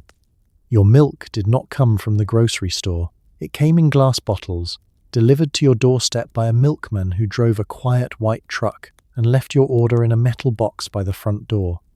You rinsed the empties, left them out for pickup, and the cycle continued, simple, reliable, and strangely comforting. The milkman arrived early, before dawn, before the neighborhood woke, his truck moving slowly down the street, stopping at each house, the electric motor humming softly in the pre-dawn quiet. You rarely saw him, but you heard him sometimes, the clink of bottles, the soft thud of the metal delivery box closing, the truck moving on to the next house. By the time you came downstairs for breakfast, the milk was already there, waiting. The bottles were heavy glass, thick and solid, with a narrow neck and a cardboard cap that you pried off with your thumb. The milk inside was cold, fresh, delivered that morning from the dairy, and it tasted different from store-bought milk, richer somehow, creamier, with a sweetness that came from minimal processing. In winter, if the milk sat outside too long in freezing temperatures, it froze, the cream expanding and pushing up through the cardboard cap, creating a little tower of frozen cream that you had to thaw before you could pour. The delivery box sat beside the front door, a metal container with a hinged lid, insulated to keep the milk cold, large enough to hold 4 or 5 bottles. You left a note inside, a small slip of paper or a card, telling the milkman what you needed for the next delivery. 2 quarts of whole milk, 1 pint of cream, a dozen eggs if he carried them. He read the note, left what you requested, and took the empty bottles, loading them back onto his truck to be washed and refilled. The empties were your responsibility. You rinsed them after use, washing away the milk residue, and set them back in the delivery box, the glass bottles clinking softly as you placed them down. The milkman picked them up on his next delivery, and the bottles returned to the dairy, where they were sanitized and refilled, sent back out on the trucks, the same bottles used over and over, a sustainable system that existed long before sustainability became a buzzword. The milk delivery was a holdover from an earlier era, a service that had been common in the 40s and 50s and was slowly disappearing in the 70s as supermarkets became more convenient, more comprehensive, offering everything in one place. But some families held on, loyal to the milkman, to the routine, to the quality of the product, and the simplicity of the service. Your mother was one of them, preferring the glass bottles, the fresh milk, the reliability of delivery over the hassle of carrying milk home from the store. There was something comforting about the routine, the predictability of it. The milk arrived on schedule, the same day each week, sometimes twice a week, and you knew it would be there, knew you could count on it. It was one less thing to think about, one less item on the grocery list, one small piece of life that took care of itself without effort or worry. The milkman himself was a figure of quiet dependability, a person you rarely saw but whose presence was felt, whose work made your mornings easier. He knew your order, knew your preferences, knew to leave extra during the holidays or skip a delivery if you left him a note saying you would be out of town. He was part of the neighborhood, part of the rhythm of the street, as familiar and reliable as the mail carrier or the paperboy. And when the service finally ended, when the dairy stopped deliveries or your mother switched to buying milk at the store, the metal box sat empty by the door for a while, a relic of a vanished routine, and the morning felt slightly different, slightly less predictable, slightly less connected to the rhythm that had shaped your childhood. The glass bottles disappeared, replaced by plastic jugs and waxed cartons, and the milk tasted the same, or close enough, but the ritual was gone. The quiet magic of opening the door and finding exactly what you needed, left there by someone you never saw. A small kindness delivered in the dark. In some neighborhoods, especially rural ones, you did not have a private phone line. You shared one with your neighbors, a party line where you could pick up the receiver and hear someone else's conversation. You waited your turn. You listened politely, or not so politely. And privacy was a luxury you simply did not have. The party line was a cost-saving measure, a way to bring telephone service to areas where running individual lines to each house was too expensive. Instead, multiple households shared a single line, each with their own phone number, each with their own ring pattern, but all connected to the same wire, all able to hear each other if they picked up at the wrong time. Your ring was distinctive, a pattern of short and long rings that identified calls meant for you. 2 short rings, then a long one, or 3 short rings, or 1 long and 2 short. You learned your pattern, listened for it, ignored the others.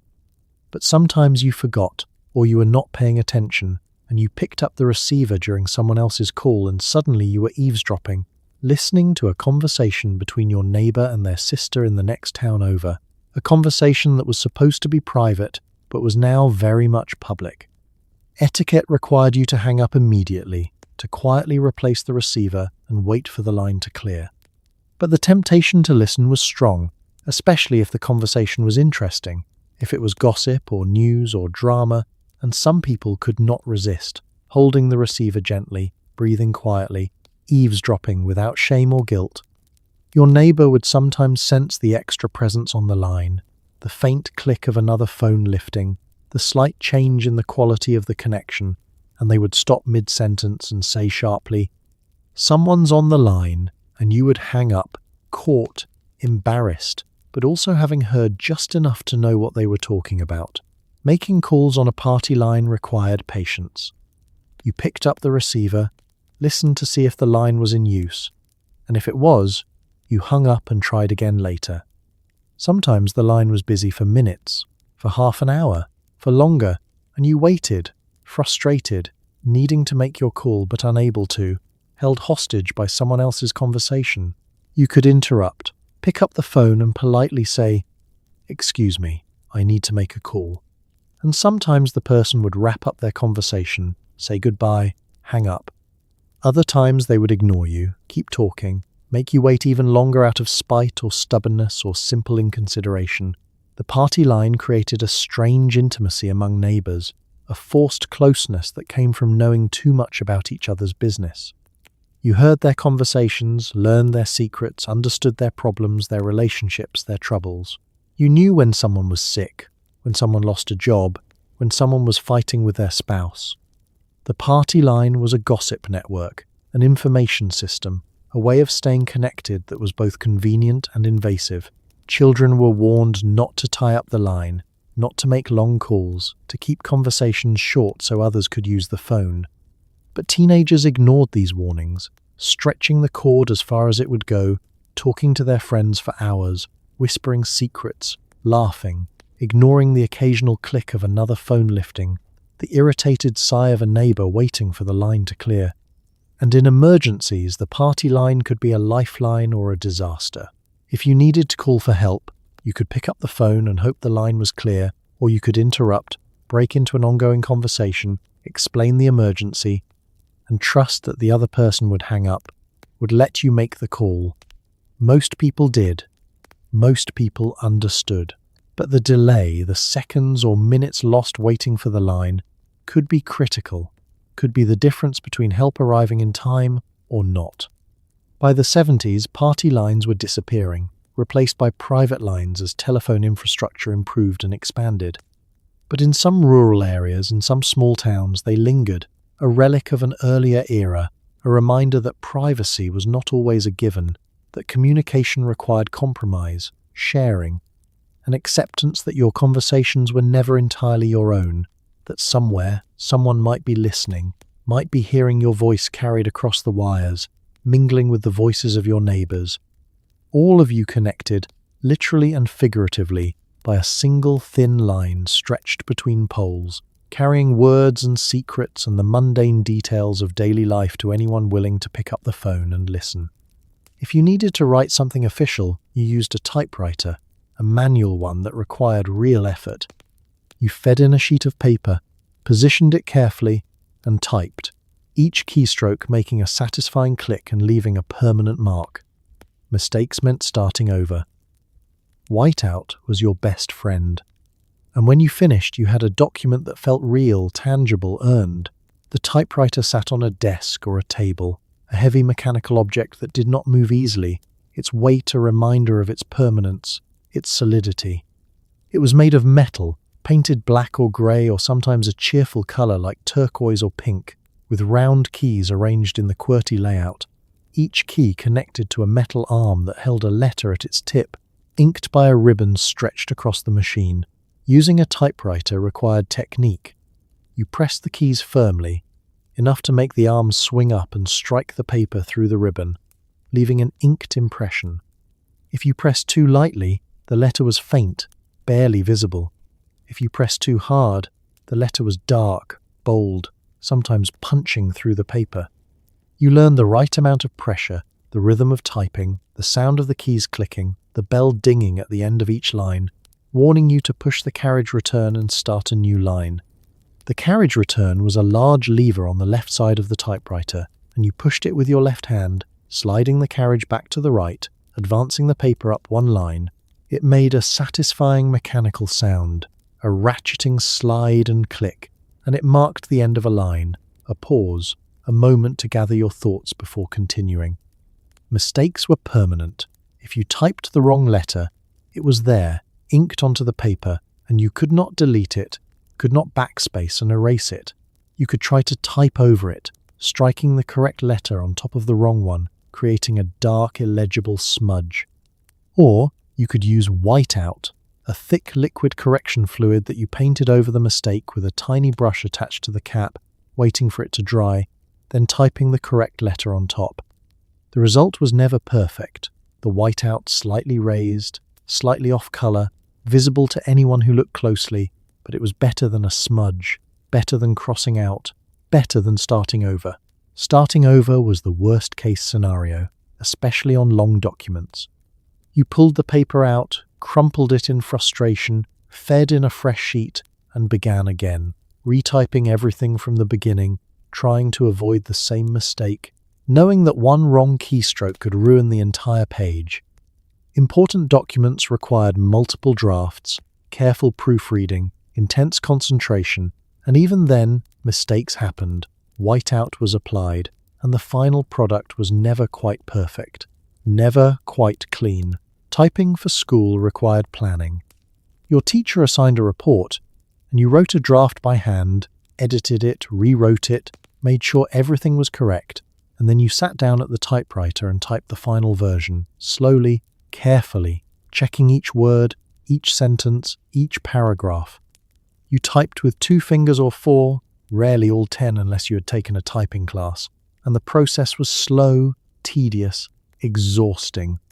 But when you finished, when you pulled the final page from the typewriter and stacked it with the others, you had a document that looked professional, official, typed, not handwritten, and that made it legitimate, serious, worthy of a good grade. Letters were typed too, especially formal ones, job applications, business correspondence, anything that required a professional appearance. You started with the date, typed it in the upper right corner, then the address, the salutation, the body of the letter, the closing, your name. You signed it by hand after typing, adding a personal touch to the mechanical precision of the typewritten text. The typewriter was loud, clacking and dinging and ratcheting, and when you typed, everyone in the house knew it, heard the rhythm of your work, the pauses when you thought, the rapid bursts when you knew what to say. It was a public act, typing, not something you could do quietly or secretly, and the sound became associated with productivity, with work, with the act of creation. And when you finished, when the document was complete, you pulled it from the typewriter and held it, feeling the texture of the paper, the slight embossing from the keys, the permanence of the ink. It was real, solid, unchangeable. It existed in the physical world, not just as pixels on a screen, and that gave it weight, importance, a sense of accomplishment that was harder to find in later, easier methods of writing. The typewriter demanded effort, and in return, it gave you something tangible, something you could hold, something that proved you had done the work, made the marks, created something from nothing but keys and ink and paper. You never thought it would disappear. The rotary phone, the console TV, the shag carpet, the avocado kitchen, all of it felt permanent, solid, like it had always been there and always would be. You could not imagine a world without these things. And yet here we are, decades later, and almost none of it remains. The 1970s household is gone, replaced by something sleeker, faster, more convenient, but also, perhaps, a little less warm. The world of the 70s felt stable, settled, as if the way things were was the way things would always be. The objects in your house, the routines of your days, the rhythms of your life, all of it seemed fixed, unchanging, part of a natural order that had existed forever and would continue indefinitely. You grew up surrounded by these things, and they became invisible, background, assumed, like the air you breathed or the ground you walked on. Your mother did not think the avocado appliances would go out of style. She chose them carefully, spent money on them, believed they were modern, fashionable, timeless. She could not have imagined a future where those colours would seem garish, dated, laughable. Your father did not think the console television would be replaced by something flat, something that hung on the wall like a picture. It was solid, substantial, built to last, and in his mind, it would last forever, or at least as long as he needed it to. You did not think the rotary phone would disappear, that someday you would carry a phone in your pocket, that you would be able to call anyone, anywhere, instantly, without wires, without cords, without waiting for someone else to get off the party line.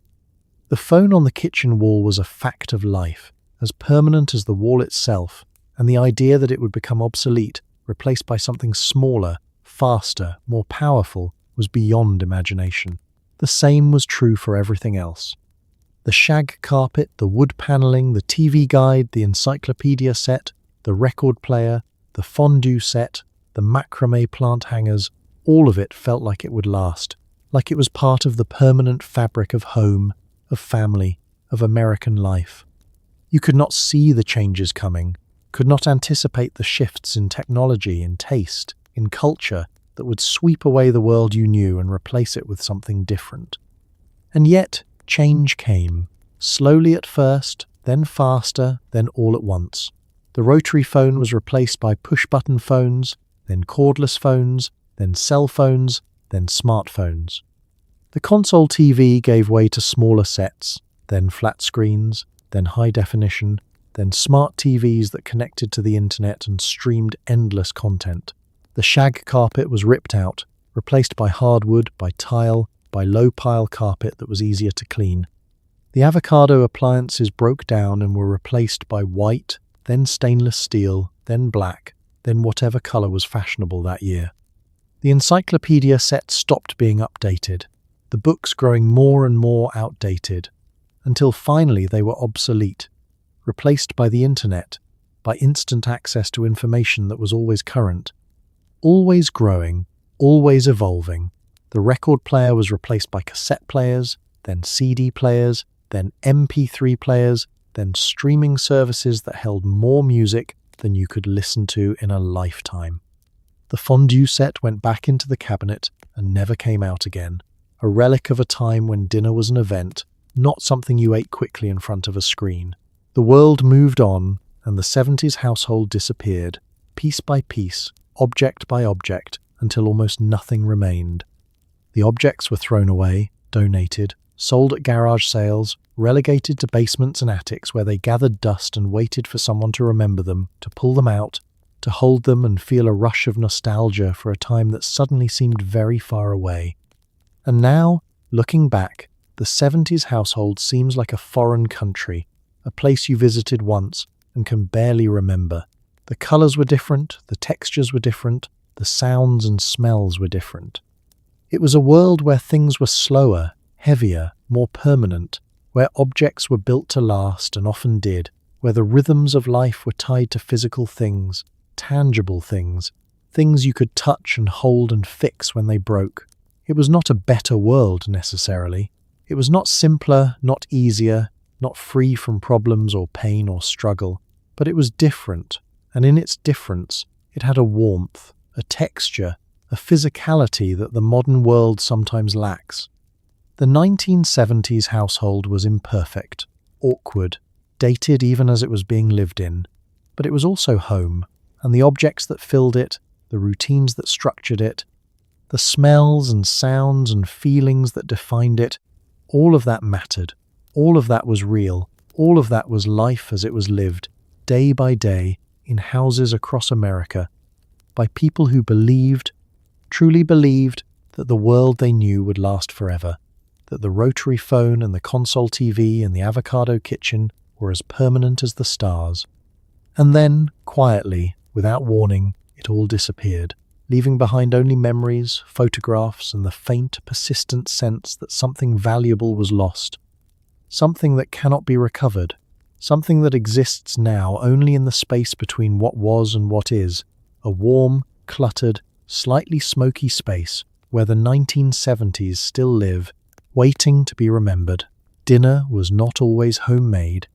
Sometimes it came from the freezer, a complete meal sealed in a compartmentalized aluminum tray, each section holding a different component: meat, vegetables, potatoes, dessert. You peeled back the foil, slid it into the oven, and 30 minutes later you had dinner, hot, convenient, and strangely futuristic.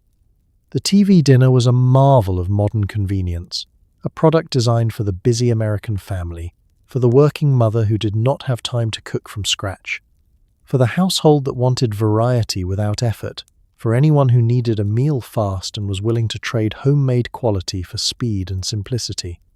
The dinners came in colourful boxes with glossy photos on the front, pictures of perfectly arranged meals that looked far better than what was actually inside. But the promise was there, the suggestion that you could have Salisbury steak or fried chicken or turkey with all the trimmings without spending hours in the kitchen. The aluminum tray was divided into sections, usually 3 or 4, each one holding a different part of the meal. The largest section contained the main course, a piece of meat or a protein, often covered in gravy or sauce that had frozen into a solid mass. The smaller sections held sides, mashed potatoes, corn, peas, green beans, sometimes a small square of brownie or apple cobbler for dessert. Everything was pre-cooked, pre-portioned, pre-arranged, a complete meal in a single tray. You stored the dinners in the freezer, stacked horizontally so you could see all the varieties, the boxes wedged between ice cream and frozen vegetables. When you needed one, you pulled it from the freezer, removed it from the box, peeled back a corner of the aluminum foil covering to vent the steam, and placed it directly in the oven. The instructions were printed on the box, specific temperatures and times, usually 350 degrees for 30 to 40 minutes, depending on the dinner. The smell that filled the kitchen as the dinner heated was distinctive, a mix of warming meat, steaming vegetables, and that particular metallic, slightly industrial scent that came from heating food in aluminum. It was not unpleasant exactly, but it was not the smell of home cooking either. It was the smell of convenience, of processed food, of a meal that came from a factory rather than a stove. When the timer went off, you pulled the tray from the oven using pot holders, the aluminum hot enough to burn, the foil cover steaming and puckered from the heat. You set it on a plate or a placemat, waited a moment for it to cool, then peeled back the foil completely, revealing the dinner beneath. The meat was hot, swimming in gravy. The vegetables were soft, sometimes mushy. Their colour faded from the freezing and reheating. The potatoes were smooth, uniform, more like a thick paste than actual mashed potatoes. The dessert, if there was one, was warm and sweet, a small reward for enduring the rest of the meal. You ate directly from the tray, using a fork and knife, the aluminum conducting heat, keeping the food warm longer than a regular plate. The compartments kept the flavours separate, the gravy not mixing with the vegetables, the dessert staying isolated, each component eaten in its own space. It was orderly, controlled, efficient, a meal designed for individual consumption, for eating in front of the television, for not having to coordinate dishes or serving bowls or family-style portions. The taste was adequate, not great, not terrible, but adequate. The meat was tender, if slightly spongy. The vegetables were cooked, if overcooked. The potatoes were edible, if bland. The dessert was the highlight, usually, the one part of the meal that tasted close to homemade, sweet, and satisfying, and worth the wait. You ate quickly, the novelty of the TV dinner making up for the lack of quality, the convenience overriding the compromises in flavour and texture. TV dinners were not for every night.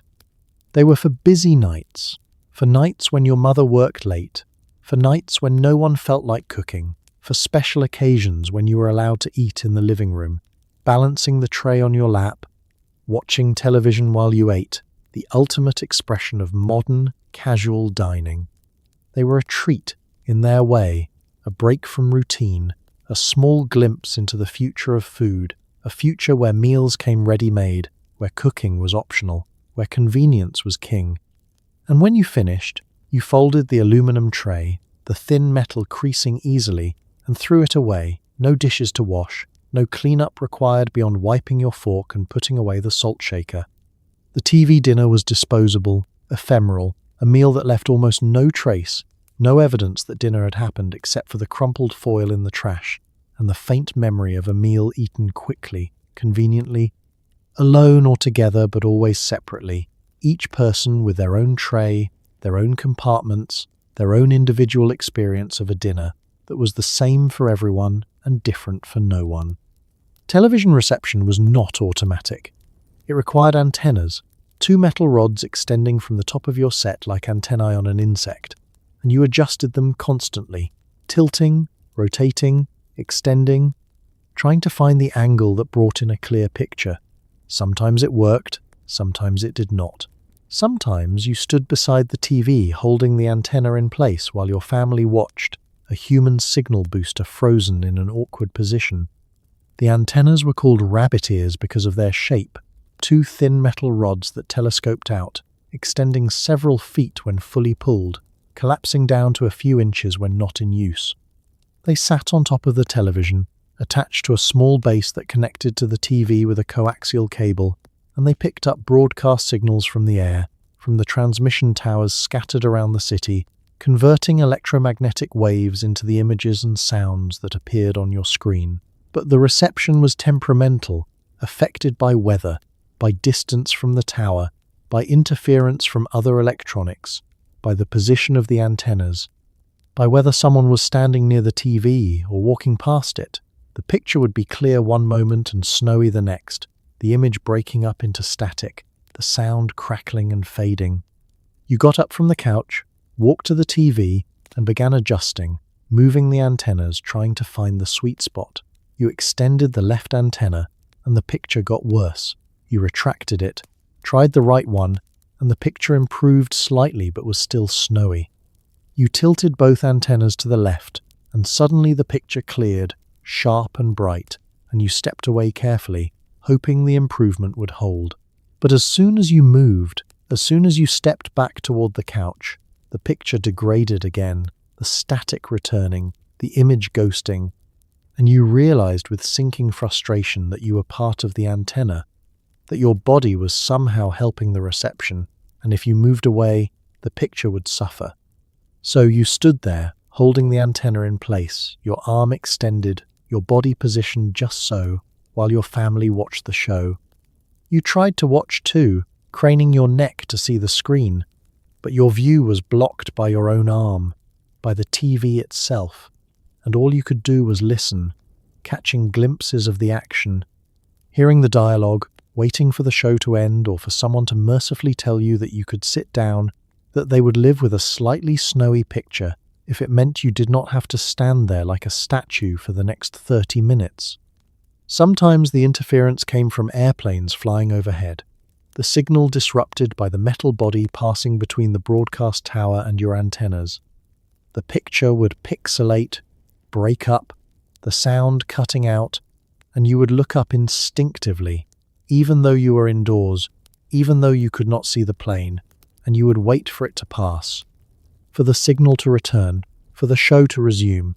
Sometimes it took seconds, sometimes it took minutes, and sometimes the plane was so large, so low, that the disruption lasted long enough that you missed an entire scene, an entire plot point, and you had to piece together what happened from context clues and guesswork.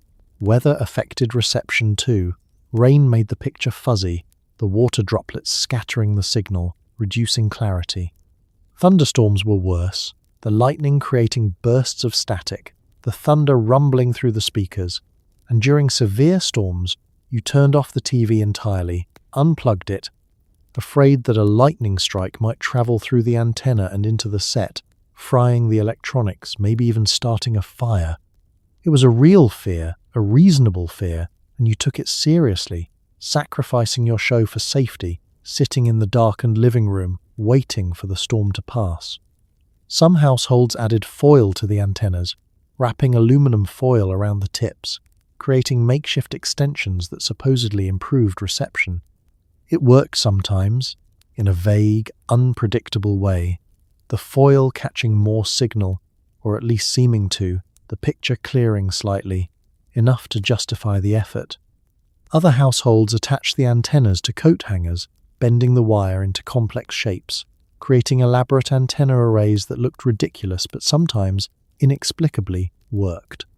And when you moved, when you rearranged the furniture, when you shifted the TV to a different wall, the reception changed, and you had to start over, adjusting the antennas, finding the new angle, the new position, the new set of compromises that would give you the best picture in the new location.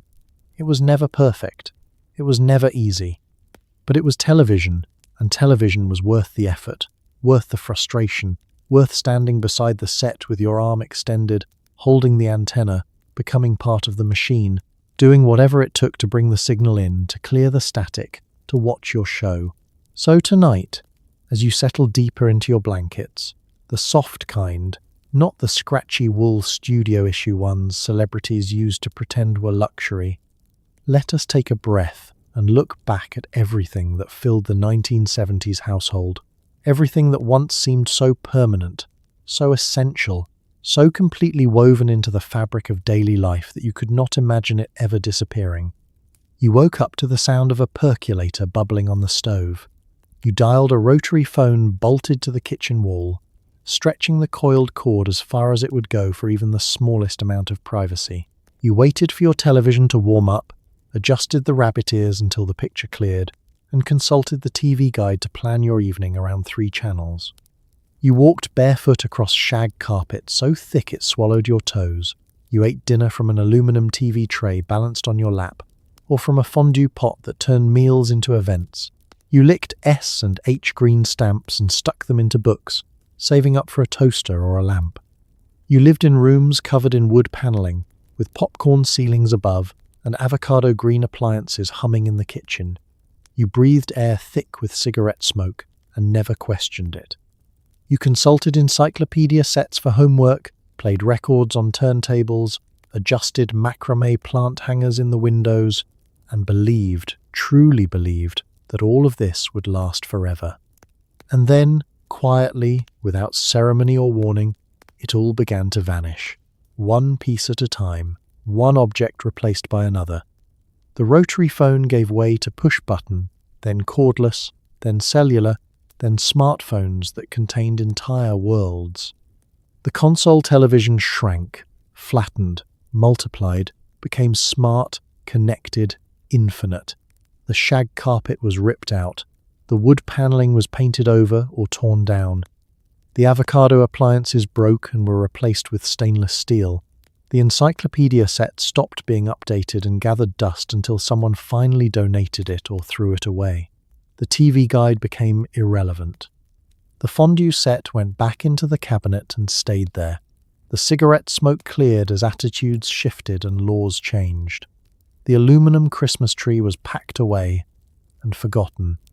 The 70s household disappeared, not all at once, but gradually, piece by piece, as the world moved forward, as technology advanced, as tastes changed, as convenience replaced ritual and speed replaced slowness and digital replaced physical. And now, decades later, almost none of it remains. The objects are gone, the routines are gone, the rhythms of life that once seemed eternal have vanished so completely that younger generations cannot even imagine them, cannot picture a world where phones were attached to walls, where television had only 3 channels, where smoking was normal and encyclopedias were essential and dinner came in an aluminum tray. But for those who lived it, for those who remember, the 70s household is still there, tucked away in memory, vivid and warm and strangely comforting despite all its imperfections. You remember the sound of the percolator, the smell of cigarette smoke clinging to the curtains, the feel of shag carpet under your feet, the satisfaction of filling a book of green stamps, the hypnotic rotation of the colour wheel casting light on a silver Christmas tree. You remember waiting for your show to come on, standing beside the TV holding the antenna in place, eating dinner in companionable silence while the television flickered in the corner. You remember a world that was slower, heavier, more permanent, a world where objects were built to last and often did, where rituals gave structure to the day, where the physical world was tangible, solid, real in a way that sometimes feels lost now. It was not a perfect world. It was not simpler or easier or better in every way. There was smoke in every room and limited choices and inefficiency built into every system. But it was warm. It was textured. It was human. And the people who lived in those 70s households, who filled those aluminum trays and adjusted those rabbit ears and licked those green stamps, they were building lives, raising families, making memories in rooms covered in wood paneling and lit by lava lamps. And those lives mattered, those memories mattered, and the objects that surrounded them, ugly and clunky and dated as they may seem now, mattered too, because they were the props and the stage for the daily drama of human existence, for the small moments that add up to a life. So, as you drift towards sleep tonight, whisper a soft thank you to the 70s household, to the rotary phones and console TVs and shag carpets and avocado kitchens, to all the objects that once filled homes across America and have now vanished so completely. Thank them for their service, for their presence, for the warmth and texture and physicality they brought to daily life. And thank the people who lived with these objects, who used them and cleaned them and eventually said goodbye to them, who moved forward into a faster, sleeker, more convenient world, but who carried with them the memories of a time when things were different, slower, more permanent, and yes, in their own imperfect, smoky, shag-carpeted way, more warm. The 70s household is gone, but tonight, for a little while, you brought it back. You walked through those rooms again, you touched those objects. You remembered what it felt like to live in a world that believed in permanence, that built things to last, that moved at a pace that allowed for boredom and reflection and the kinds of quiet moments that shaped who you became. And maybe, just maybe, in remembering that world, you have held on to something valuable, something worth preserving. Not the objects themselves, but the feeling they created, the warmth they represented, the reminder that progress, for all its benefits, always comes with a cost, and that sometimes the things we lose along the way are worth mourning, worth remembering, worth honouring in the quiet hours before sleep.